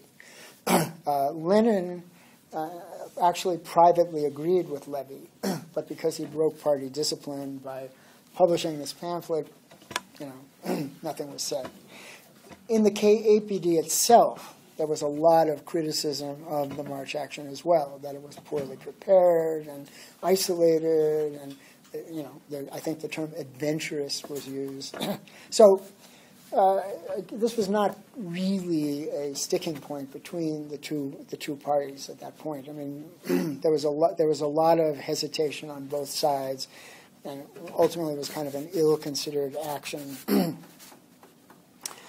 And but further isolated the revolutionary elements on the left, and the left communists and the best people in the left wing of the Communist Party. So that was the spring of 1921, and as I mentioned last week, I really see that as kind of the turning point of the whole world revolution after World War I. Failure of the March action, the crushing of Kronstadt in Russia, Soviet Union, the Anglo-Russian trade agreement, which sort of normalized, it was the first time that relations were normalized with a capitalist country. The NEP, the new economic plan, which opened up the market to the peasants, which were, they were 85% of the population. And then finally, also lesser known, the Soviet-Turkish Commercial Treaty, also of March 1921, in which Ataturk, the leader of the Turkish nationalists, was recognized and supported with Soviet money and weapons while he was crushing the Turkish Communist Party. This would establish a certain kind of precedent which would be followed many times in the future. So it was just, while none of these events weren't particularly coordinated, what they showed was a pulling back of the revolutionary wave. Trotsky said right after 1917, the world revolution is a matter of months. And then by 1921, I was saying, well, maybe it's a matter of years. And of course, Stalin moved in to this whole discussion saying, look, the world revolution is off the agenda. We've got to deal with our situation. And he launched this formulation, which I think I mentioned before, socialism in one country, something unheard of in the Marxist tradition up to that point. And so the ebb has kind of ended. Now, just let me add a couple of more points, and then we can get into a discussion. The situation in Germany was going from bad to worse. And some of you may recall the mass inflation of 1922-23 when German pensioners and other people were literally pushing their weekly pensions down the street in wheelbarrows in 1 billion mark notes that were being issued massively by the central bank. It was just the exchange rate between the mark and the dollar went from 4 or 5 in World War I up to 2 or 3 billion to 1 by 1922-23. I mean, it was just a chaotic situation. And workers were constantly striking, if for no other reason, because they had to keep up with inflation. And the workers didn't do too badly. The people who really got screwed were the middle class and pensioners who had bought all these war bonds during the war. And, they would cash them in, and the money they would get back would buy a box of matches or, pay for lunch or something like that. I mean, the life savings of the whole German middle class were wiped out. And also, all the debt of German industry was wiped out. So they came out of it very well. The working class didn't do too badly. It was the people who had no organizing strength who just got absolutely hammered by this inflation. So the situation was deteriorating, and there was this one last attempt at a revolution in the fall of 1923. There had been discussion of sending Trotsky to Germany to run the German Revolution the way he had run the Bolshevik seizure of power, but it never happened. I don't know what would have happened.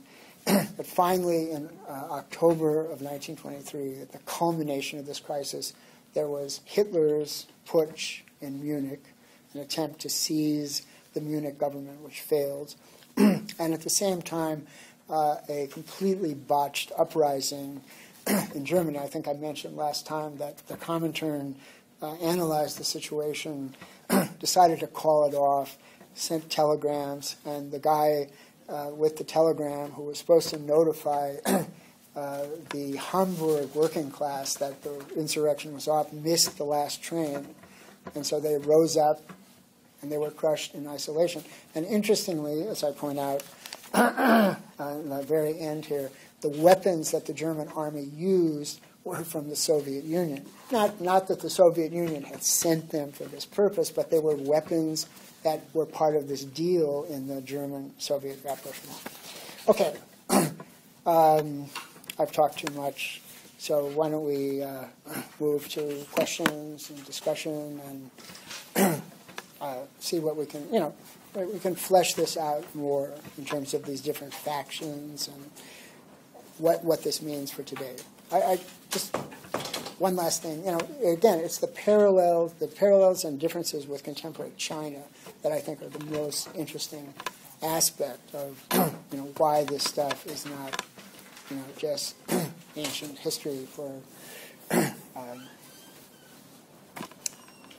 edification on a cold winter night.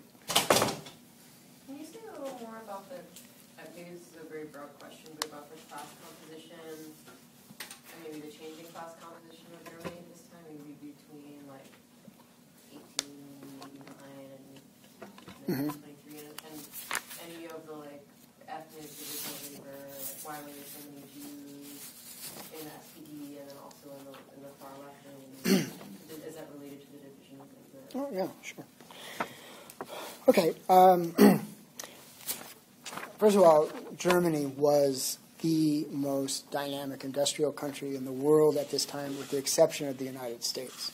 Around 1870, or at the latest 1880, both Germany and the United States passed England as leading industrial powers.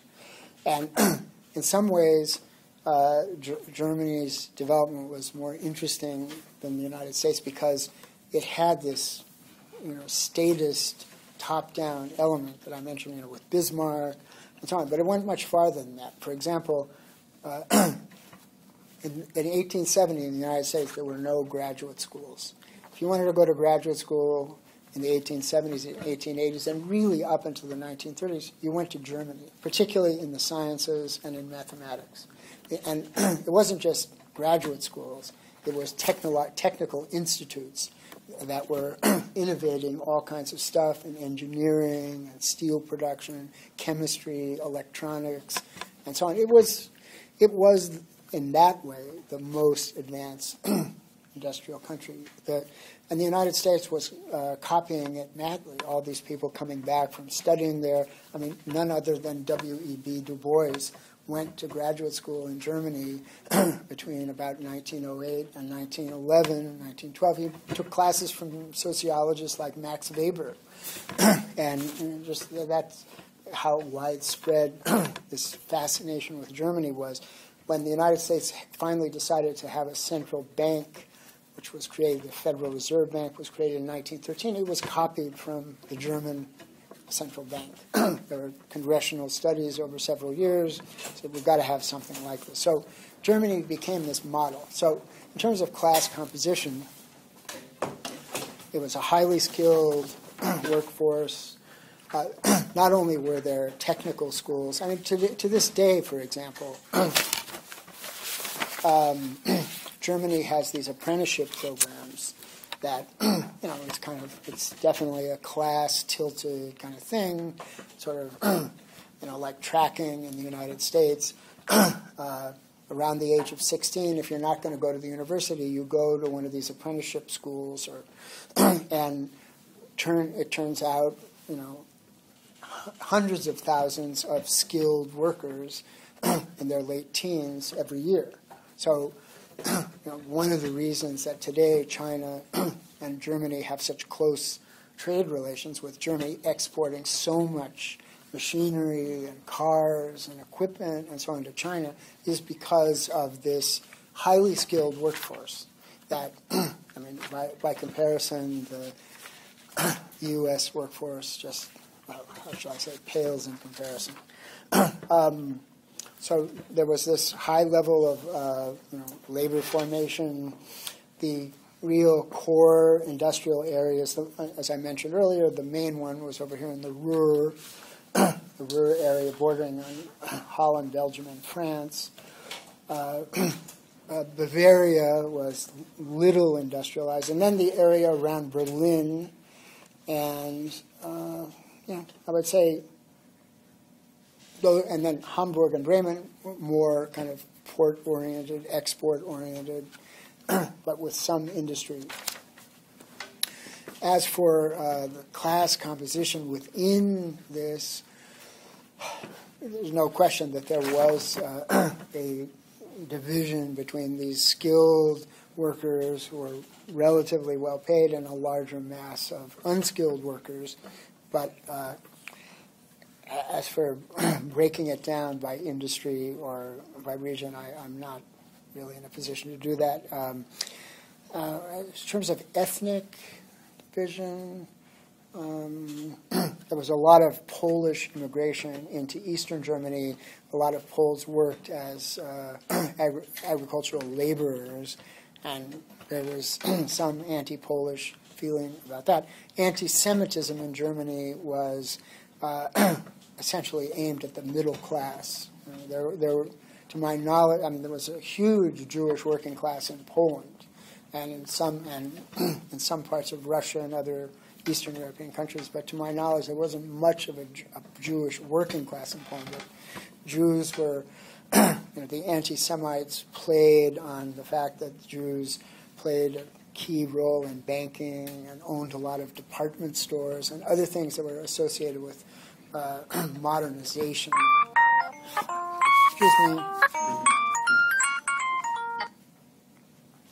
I should just turn this off. But to my knowledge, anti-Semitism played next to no role in the working class itself. I mean, the Social Democrats, they just to flaunt their internationalism and their relative advance, progressive character, used to run they went out of their way to run Jewish candidates in well-known right-wing anti-Semitic areas. And all of this was just kind of unheard of. It was kind of like the rise of black politicians in the United States after the 60s. And it was just something that came as a result of some fundamental transformation of German society. But am I answering your question? Or? I mean, I have more questions about it. Okay, why don't we take some other questions from, we can come back to that. I've read you have on the timeline, Lenin's pamphlet, The Weapon of Communism in Communist. So I read the pamphlet once, but it was a long time ago. I know he's boxing with Pankow. I've been called infantile before. But what's the gist of the pamphlet, or other folks Okay. who've read a lot of it? What's the nature of the collection of the debate? I was thinking that, I mean, there's so much written about the German Revolution and all this stuff, and I was thinking, it might have been a good idea, along with the Barreau, Autier, and the Bourrienne chapters, to read Lenin's pamphlet, as well as Gorder's answer to the pamphlet, which is also a brilliant pamphlet. The gist of Lenin wrote this in the spring of 1920. And the two targets in it are the German left communists, the KAPD, as well as the Dutch left, and the Bourdietists. Now, we can take this up, and actually maybe for our last session, when we deal with left communism, we should read Lenin's pamphlet, because it's a good introduction from the other side.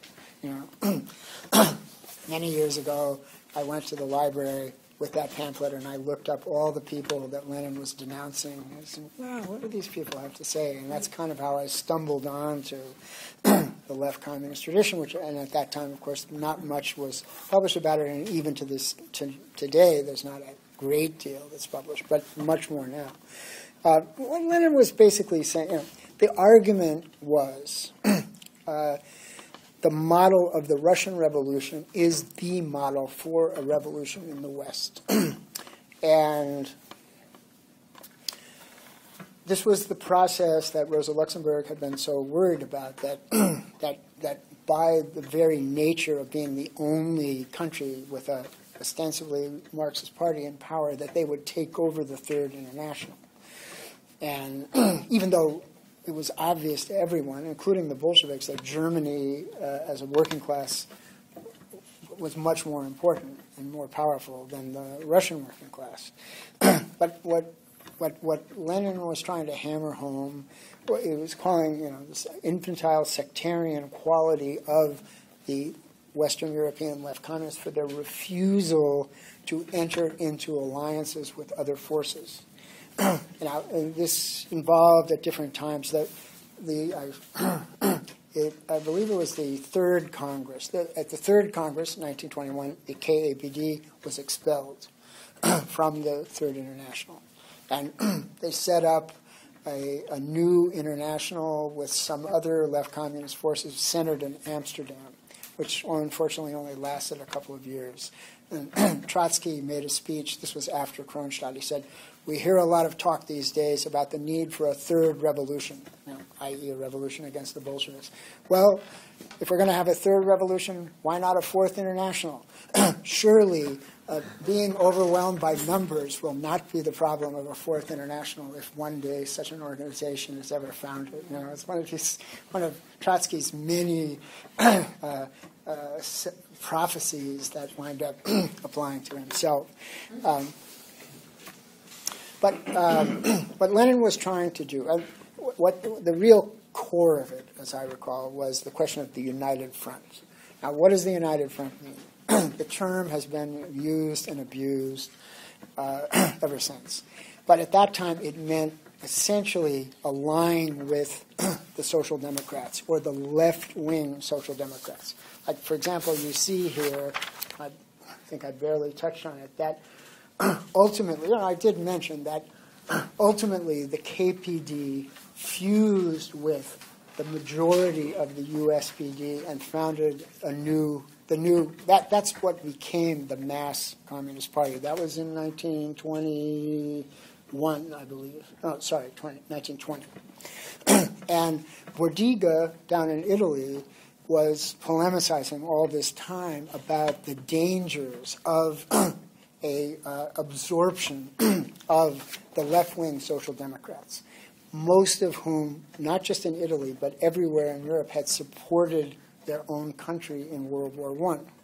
And in fact, there's a very nice continuity between left Social Democrats who voted for war credits for their own bourgeoisie, who would, in the left wing of the socialist parties after the war, and who became Stalinists 5 years later. So there's a certain kind of logic in their evolution. And Bordiga was adamant. The Comintern ordered the Italian Communist Party, you've got to fuse with the left wing of the socialists. And Bordiga said, no way. So that's how he gets into this pamphlet. But he's really not mentioned that much. The real force of Lenin's polemic is aimed at the KAPD and the Dutch left communists for their infantile refusal to make alliances with other forces. Now, in his reply, Herman Gorder, who was, along with Pannekoek, one of the two most important leaders of the Dutch left, he wrote this open letter to Comrade Lenin, which you can find on Libcom. And it's really quite remarkable. I mean, in retrospect, it all seems very obvious. But here's this guy, who, a poet, not really that well known outside of Holland and Germany, taking on Lenin, who was at the height of his prestige in 1920. Say, look, Lenin, what you've got to understand is that the revolution in Russia triumphed because you had the support of the peasantry. The peasantry didn't love you. They were suspicious of you. You stole the whole program of the left wing of the socialist revolutionaries by agreeing to the seizure of land in 1917, as if the Bolsheviks had any choice about that. But, the peasants seized the land and handed it out among themselves, which was not the Bolshevik program. The Bolshevik program was nationalization of the land and the creation of collective farms voluntarily. But nevertheless, those were the circumstances, and that was what neutralized the peasantry in the Civil War. No matter what the whites tried to do, they could never convince the peasantry that they weren't going to bring back the landlords, which is exactly, of course, what they intended to do. So the alliance between, that's the hammer and sickle. What is the hammer and sickle? It's a symbol of the alliance of the working class and the peasantry. But this was not on the agenda in Western Europe. In Western Europe, it was, in Gorder's words, the working class stands alone and cannot ally with any other political force. Now, one might say, I think it's right, that in some cases the Revolutionary Working Class Party could say to, say, peasant smallholders and landless workers in the countryside, you've got to recognize capitalism is headed for large-scale capitalist agriculture. It's going to wipe you out. We offer you, as a doomed social class, we offer you the best possible way out. And on that basis, you could make an alliance. But to ally with, above all, with the Social Democrats, who had just drowned the revolution in blood a couple of years earlier in Germany, and were getting ready to do so in other places, this was just something that the many communists as well as left communists just could not swallow. And that's what Lenin was trying to hammer away back. But the real issue in both the case of Bordiga and the Dutch left was to say that this dual revolution, proletarian revolution in the cities, bourgeois revolution in the countryside, land to individual peasant smallholders, that this was the model for world revolution. This is where the Russian dominance of the international really, made itself felt most forcefully. Because from that point on, nobody could argue with the Russian party and the Russian state, which was using the Third International as one aspect of its foreign policy. So that's I think. But I think when we get to the left communists in our final meeting, we should definitely read Lenin's pamphlet and maybe that and Gorder's reply, something like that. Just to follow, what switched the line then? Right? It says after Stalinization of the party in Germany, then they had an anti-social democratic line. Oh, okay. The Nazis. I made noises last week about carrying this whole story up to the seizure of power of Hitler, but I really think, we've covered enough ground today. Maybe we can deal with that. But to put it very briefly, right after the events that I was talking about in 1923, the last uprising in Hamburg, Hitler's failed push, Germany stabilized for 4 years, along with the rest of the capitalist world. And as a result, the different extreme parties kind of went into the woodwork. Then came the 1929 crash, which hit Germany harder than any other country except the United States. In both Germany and the U.S., there was about 30 to 35% unemployment at the depths of the Depression in 1932. But in that period, starting in 1928, I'll try to make this as brief as possible. 1924 to 1928, the period of stabilization was a period of, we refer to 1928 to 1933 as the third period. Nobody says the first period or the second period, but the first period was up to Lenin's death, 1924, the events we've been talking about. The second period, a term also nobody uses, is the period of the stabilization. The most important event going on at that time was the defeat of the Chinese Revolution, ultimately in 1927. It was a period in which Bukharin and the Bukharin right, as we discussed was it last week or the previous week, was more or less calling the shots in Comintern policy. So there were people in all countries who oriented towards the Bukharinist right, who were running the communist parties, trying to make alliances with progressive elements of the bourgeoisie. It was sort of a dress rehearsal for the Popular Front of the 30s. 1928, Stalin has defeated Bukharin and Trotsky, and has defeated the Trotskyists, defeated the left. He turns on Bukharin and shifts over to what actually was called the third period, the period of class against class, which meant the Social Democrats are fascists, or to use the term at that time, social fascists. They're more dangerous than the actual fascists. And in a number of countries like China and Vietnam, the Communist Party set off into these really adventurous kinds of actions with the slogan "Soviets everywhere." That's why it was referred to as a kind of an ultra-left period, and this had serious implications nowhere more than in Germany, where you had this mass social democratic party, had a significant communist party. By that time, the left communists had faded away, and this rising Nazi party. And for all this period, from 28 to 33, the Communist Party was directing its fire against the Social Democrats. And actually, in some, for example, I believe it was in 1932, the Social Democrats were running the state government in Prussia, and the tramway workers went on strike in Berlin.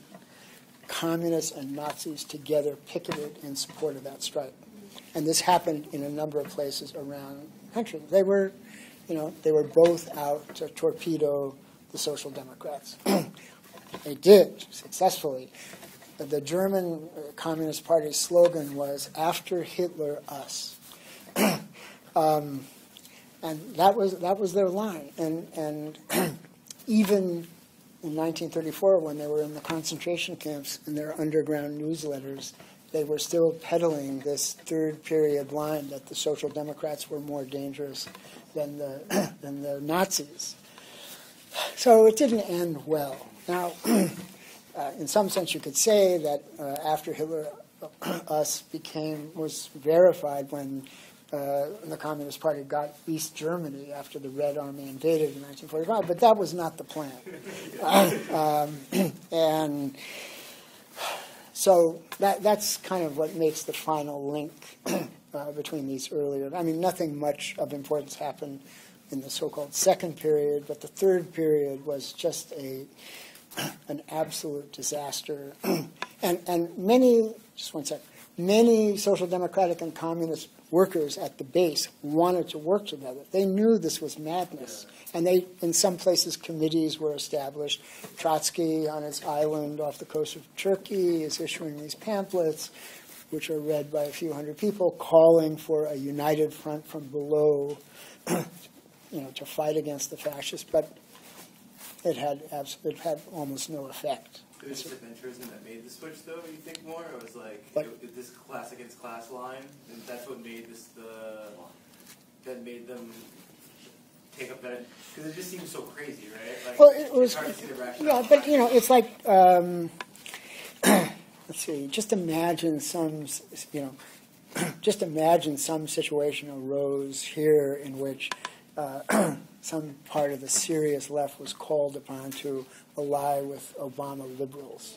I mean, that was the way in which German communists felt about the SPD. The SPD had crushed the revolution from 1918 to 1923. They had brought the Freikorps into Berlin and killed Rosa Luxemburg. It wasn't difficult to portray them as reactionaries, but no distinction was made between the SPD leadership and a lot of SPD workers who were in the SPD for all kinds of historical reasons and, certainly did not buy into, these crimes of the leadership. But it was just historically, it was just too late to win over enough people to the idea of uniting against the fascists. Yes? They're kind of related to that. Like, what was the? Maybe I don't know if this is a question that makes sense. But like, how are they organizing? Like, how are the left communists organizing the working class? Like, did they have implantations? Were they just volunteering? I'm saying like what was their relationship in attempting to change the consciousness of SPD workers, or were they just like, oh, you have this party affiliation, so forget you? Like, what were the workers and the rank and file of the party doing? Okay, unfortunately, that's over here in this part that kind of got cut off when I was photocopying. And as I said, I don't really know enough about the AAUD, the AAUDE, et cetera, these different groups that were generally attacked as syndicalists, whether they were or not. That was what the slogan of the KPD and later the KAPD was out of the parliament, out of the unions. And, because the unions were directly involved in crushing the revolution under social democratic leadership. So then, of course, the KPD, after Lenin cracked down and after they sort of decided to go along with a general line of the Third International, they went back to both parliamentary activity as well as the unions. But the left communists generally tried to form independent organizations that they refer to as, they use the German word Union, which does not mean union in German. It's just, they presented it as an organization that synthesized the political party with the workplace struggle group, essentially. And I don't know that any of them were terribly successful. I mean,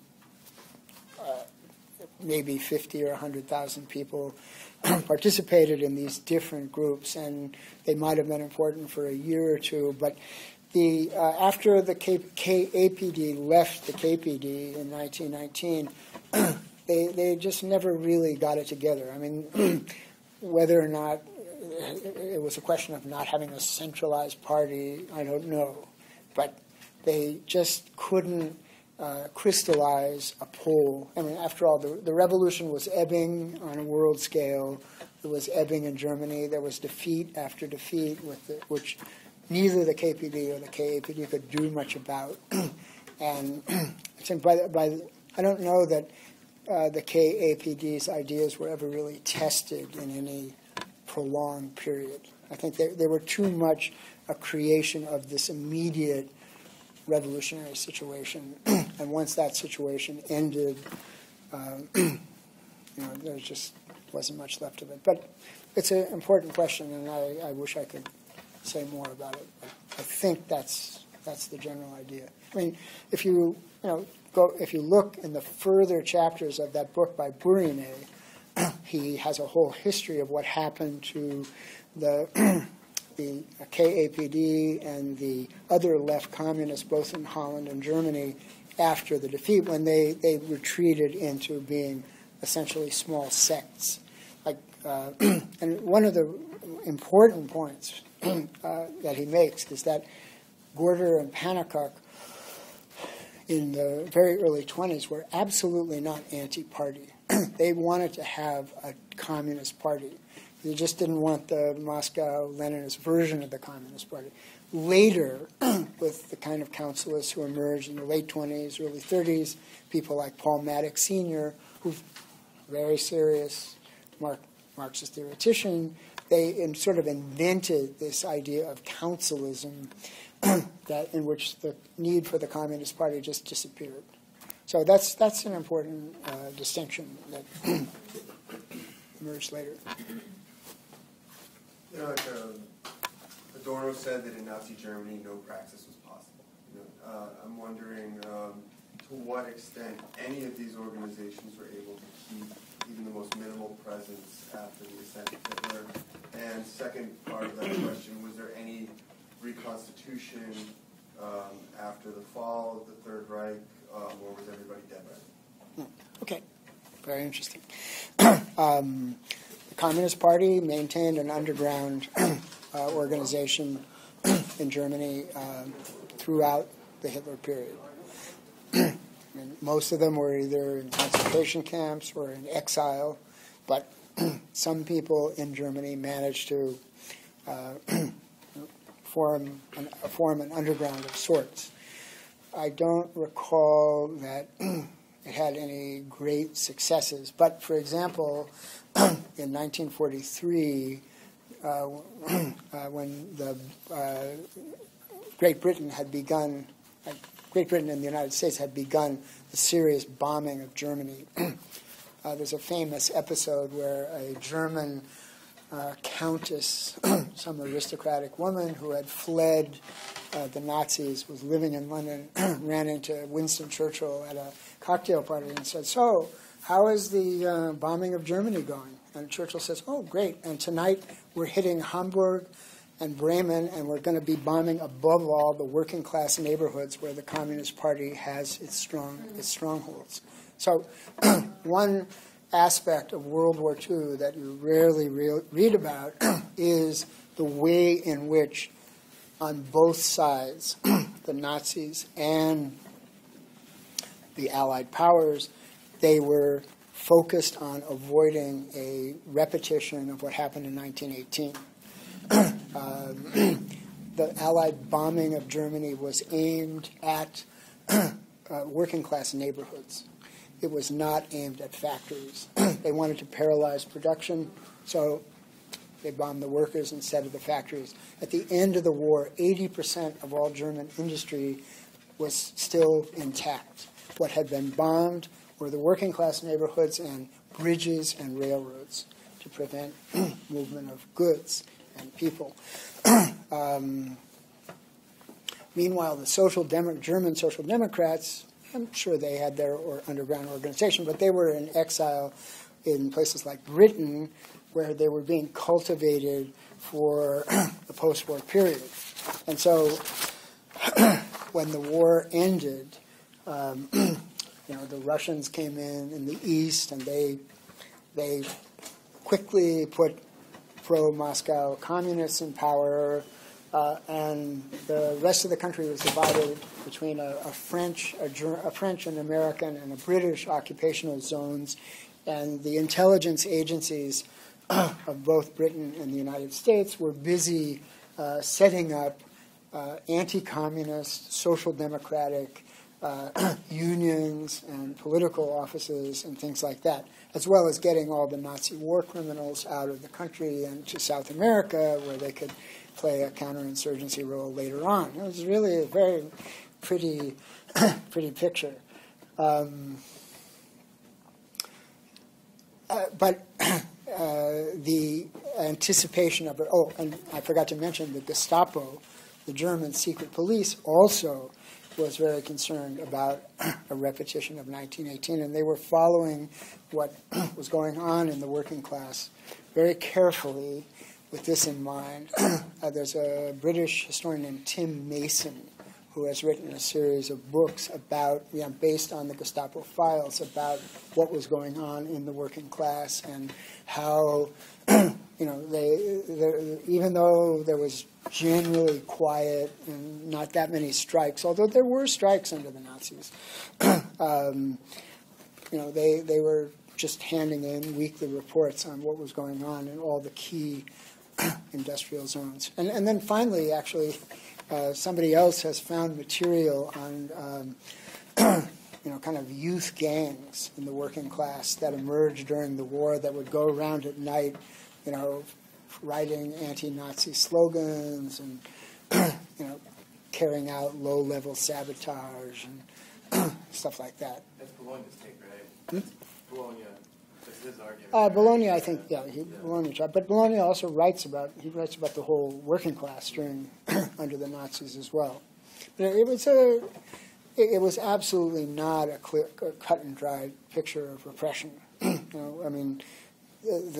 The Nazis knew very well that they had to keep the workers as happy as possible. After shutting down the unions, shutting down the SPD and the KPD, real wages rose significantly in Germany, starting in about 1936. There were some strikes in kind of chokehold places where the Nazis had to settle. That's broadly speaking the picture. After the war, under the Soviet occupation, the KPD leaders returned from the Soviet Union and Eastern Europe. They set up a Stalinist regime in what became East Germany. The different occupying powers in the West were setting up, they were using the Social Democrats. The Communist Party was legal in the three Western occupied zones until, I believe, 1956. It was getting about 10% of the vote, but it was nothing like, didn't have the influence that it had from before the war. there was a great episode as the Soviet army was coming into Berlin. They were freeing people from prisons and things like that, and they freed the inmates of a mental asylum. And one of the inmates was a veteran of the 1918 revolution who somehow got to a print shop and had these huge posters printed up declaring a republic of Soviets and workers' councils, and plastered them all over Berlin. And the Red Army and the Communist Party were going somewhat crazy trying to figure out what this was, but ultimately nothing came of it.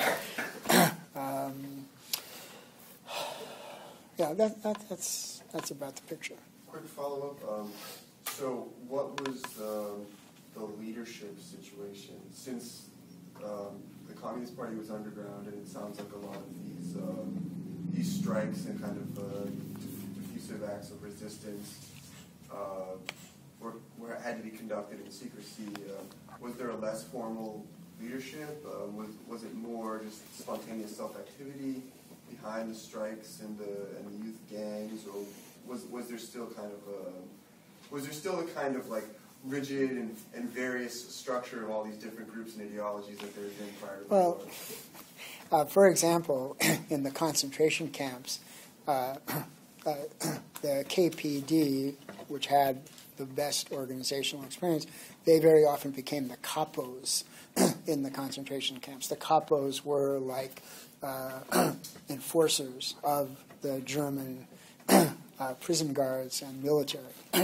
And there was a lot of settling of scores between different factions by these people. So there's one case in which party discipline was maintained. I frankly don't know. I would think that in the conditions of the underground, things were not terribly well coordinated, because people were being picked up all the time and the cells were extremely isolated from each other. There is one interesting case of Alfred Sohn Rethel, who some of you may know. He wrote a really interesting book on mental and manual labor, member of the Frankfurt School. He also wrote a book about the Nazi economy. He was employed when Hitler took over by one of the big industrial firms in Berlin. And he was totally underground as a communist. And he managed to continue that job for 3 years into the Nazi period. And he was essentially putting out a newsletter for the company on the financial and economic situation. And so he had access to virtually everything that was going on. So while he was putting out his newsletter for the company, he was also writing for the underground communist press, driving the Gestapo absolutely crazy as these brilliant analyses of the week-to-week developments at the top levels of German banks and corporations were appearing in the communist press. But they finally figured out who it was. Fortunately, Sohn Rethel was able to escape, fled to Britain. But by and large, the Social Democrats, I think they survived essentially with the support of the United States and above all with the British. And they were being groomed to return and reestablish themselves at the expense of the communists, being helped by the Allied air forces who were destroying the communist strongholds and the big cities. So at that end, it was well coordinated. Somebody like Willy Brandt, for example, who became Chancellor of Germany in 1969, he was a SPD. He was actually to the left of the SPD, but was in exile during the war, and he was one of these people who was groomed by Western intelligence for a role in German politics after 1945. I can't remember the details, but during the Watergate hearings of 1974-75, it was exposed that he was being paid by the CIA the whole time he was the mayor. He was the mayor of Berlin through most of the 60s. So that's how he kind of moved up and moved out. Any more questions? Or?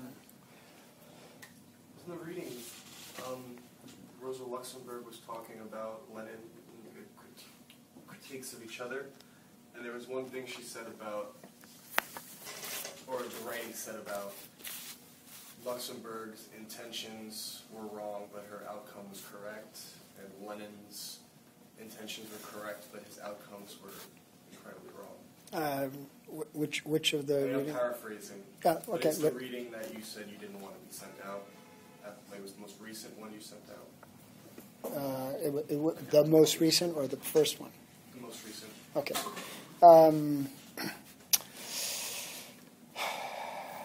So, and who was saying that her intentions were wrong, but her... Rosa, it said the way she went about it was wrong, but her outcome was correct. The way she wanted things to end, or how... In terms of the creation of the KPD? In terms of her relations with Lenin, the critiques they had going back and forth. Mm-hmm. Okay, well, that would be somebody who would be sympathetic to Lenin, but kind of recognizing that in the long run, Rosa was right. Was possibly on the national question? It's possible. I'm not really sure. Okay, without a clear idea of what exactly the people were referring to, I'm not sure I understand the question, or I don't recall the passage. But there's no question that Rosa was right, that well, so much happened after the battle between Lenin and Luxemburg in terms of party organization that it's really hard to blame Lenin for Stalinism. I mean, full-blown Stalinism. I mean, there was authoritarian aspects of Lenin's conception of the party, but it was nothing like what it became under Stalin. So somebody is saying that Rosa was right in criticizing Lenin's view of the party, and that was proved to be so later on. I mean, I'm sure that's not what you're referring to, but that would be an example of it. Or I'm sorry, I'm just not without. But I did want to mention the first book I sent out by Barreau and Autier. Who read those chapters? Okay, and the second thing that I sent out by the one on the German and Dutch left by Bourrinet. Who read those? Okay. I had totally forgotten that Bourrinet's book was available in English. And he actually sent me, I contacted him, and he sent me that copy, which, as I emphasize, please do not forward. And God forbid, don't put it online. It's about to come out as a book. But it's just much more, seems to me, much more balanced. I mean, the thing that really raised my eyebrow with the Barreau-Autier book was when they just have almost contempt for Rosa Luxemburg. That's the Daudet one you're talking about. That's the Daudet text. Okay, Yeah. all right, yeah. Right. I mean, yes, Rosa Luxemburg was on the right wing of the debate in the newly founded Communist Party. Why? Because she wanted to participate in the elections for the National Assembly, and maybe on one or two other questions. Whereas the IKD, the hard left communists, no parliament, no unions, etc. Okay, she's on the right. But Rosa Luxemburg was just this towering figure of the revolutionary movement up to that point. I mean, she was killed 2 months after the revolution.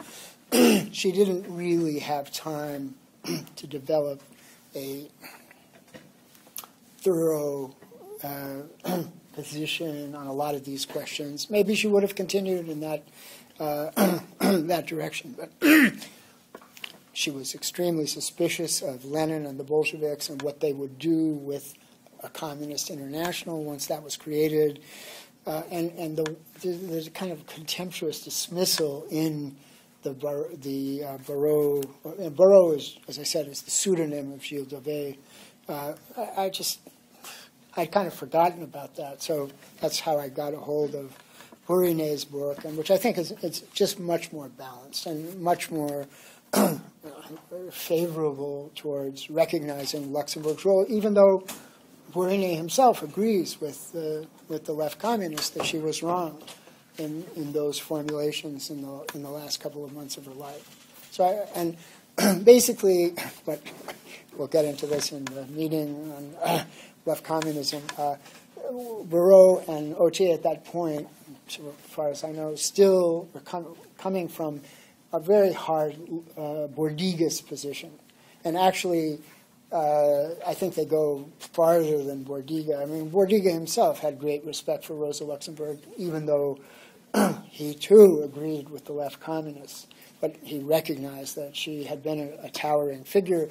And it's the Bourdieu'ist attitude towards democracy that is really what is behind the way in which Barrault and Autier just kind of dismiss Rosa Luxemburg. I mean, Bourdieu's formulations about democracy are, well, how shall I say, they leave something to be desired, particularly in light of everything that happened with Stalinism.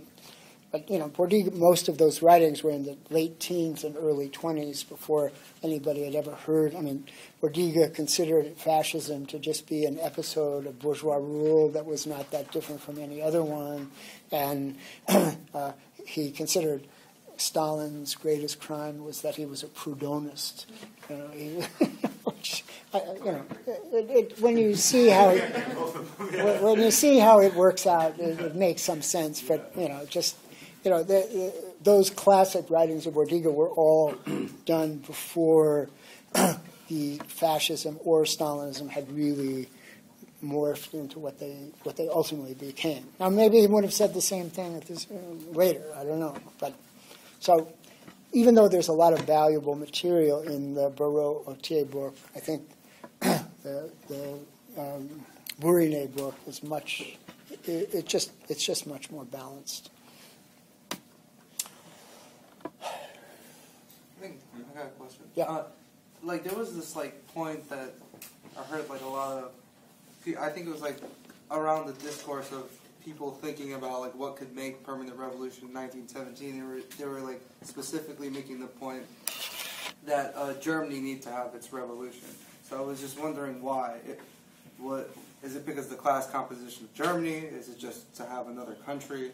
Why specifically? Who was writing this? And I think the Bolshevik Party was specifically saying Germany needs to have a revolution so we can bring in a worldwide scale. And why Germany specifically? Well, that was the centerpiece of the Bolshevik strategy. Mm-hmm. They always were saying we're a backward. Lenin once made a speech. What is the Soviet Union? This was 1921 or so. He said, the Soviet Union is a backward country with a pro-working class communist party in power. What will the Soviet Union be after the German Revolution? It will be a backward country with substantial aid from our fraternal communist government or communist government in Germany. In other words, they had no illusions about Russia being anything but a sort of advance action in this much wider battle where the center was Germany. I mean, that's why. Why Germany besides anybody else? Because it was the most powerful industrial country. I mean, it was their idea, and it was the idea of Rosa Luxemburg and the German communists as well. After a German revolution, German industry would be able to help the development of the Soviet Union in a way that would never happen if Russia just had to deal with a lot of capitalist powers. I mean, it was just the strategically most important country. And if there had been a revolution in Germany, there probably would have been a revolution in half a dozen other countries as well. I mean, we would be living in communism by now. I mean, all other things being equal. But, yeah.